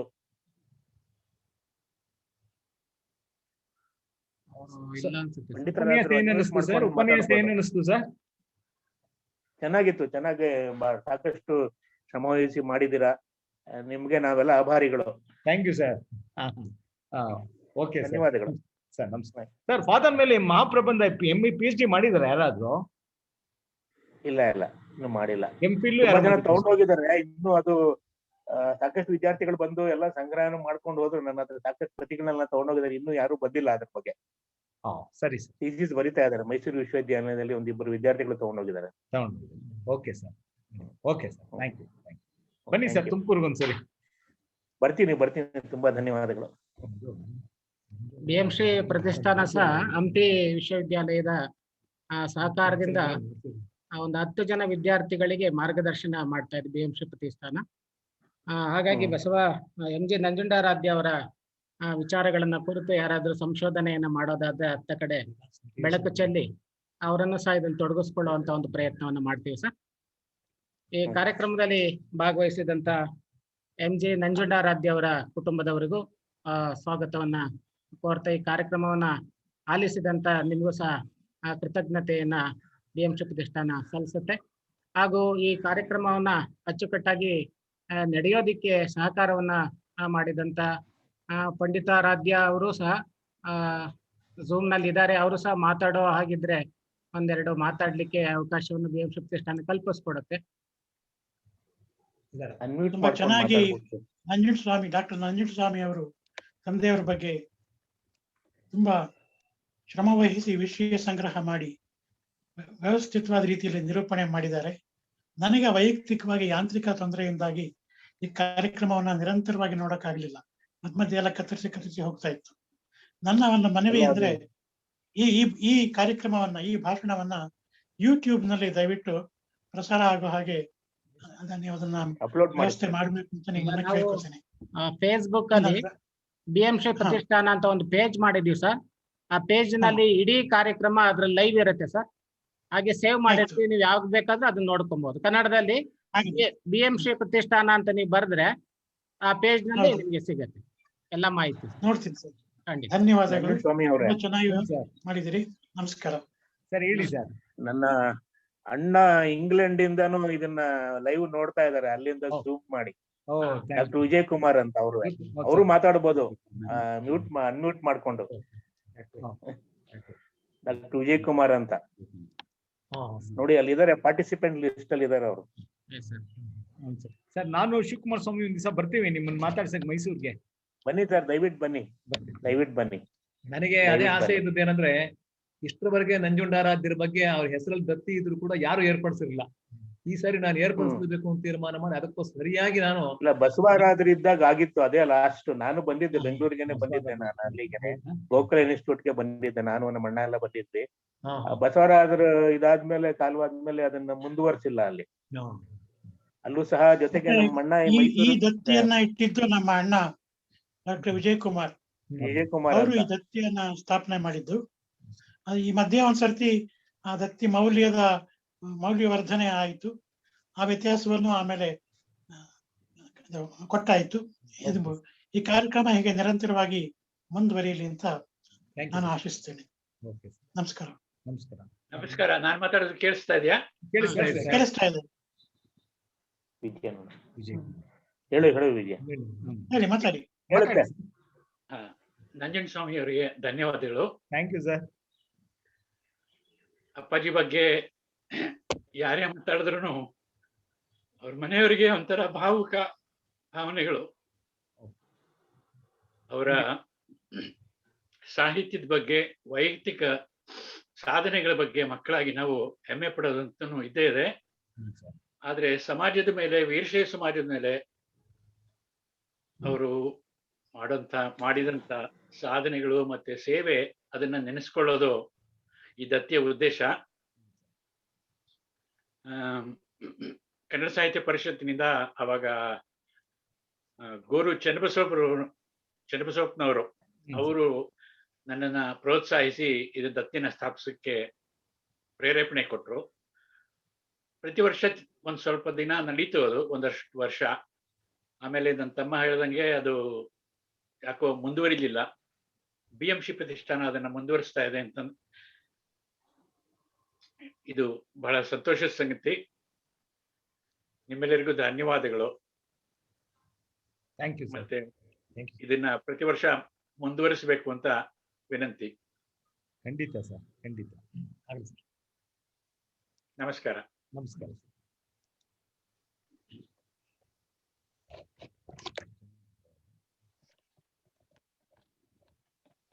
ತಮ್ಮೆಲ್ಲರ ಭಾಗವಹಿಸಿಕೆ BMC ಪ್ರತಿಷ್ಠಾನಕ್ಕೆ ಅಪಾರವಾದಂತ ಖುಷಿಯನ್ನ ತಂದಿದೆ ಸರ್.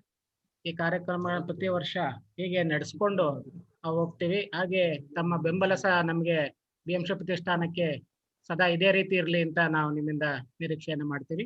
ಈ ಕಾರ್ಯಕ್ರಮ ಬಹಳ ಅಚ್ಚುಕಟ್ಟಾಗಿ ನಡೆಸ್ಕೊಟ್ಟಂತ ಸ್ವಾಗತವನ್ನ ಕೋರಿದಂತ ನಮ್ಮ ಅಧ್ಯಕ್ಷರಿಗೆ ಲಕ್ಷ್ಮೀನಾರಾಯಣ ಸರ್ ಅವರಿಗೆ ಸಹ ಧನ್ಯವಾದಗಳನ್ನ ಸಮರ್ಪಣೆ ಮಾಡ್ತೀನಿ. ಹಾಗೂ ನಮ್ಮ ಸಂಸ್ಥೆಯ ವಿವಿಧ ಸದಸ್ಯರು ಸಹ ಇಲ್ಲಿ ಹಾಜರಿದ್ದಾರೆ. ಅವರಿಗೂ ಸಹ ಧನ್ಯವಾದಗಳನ್ನ ಸಮರ್ಪಣೆಯನ್ನ ಮಾಡ್ತಾ ಈ ಕಾರ್ಯಕ್ರಮವನ್ನ ಇಲ್ಲಿಗೆ ಮುಗಿಸ್ತೀವಿ. ಎಲ್ಲರಿಗೂ ಸಹ ನಮಸ್ಕಾರ.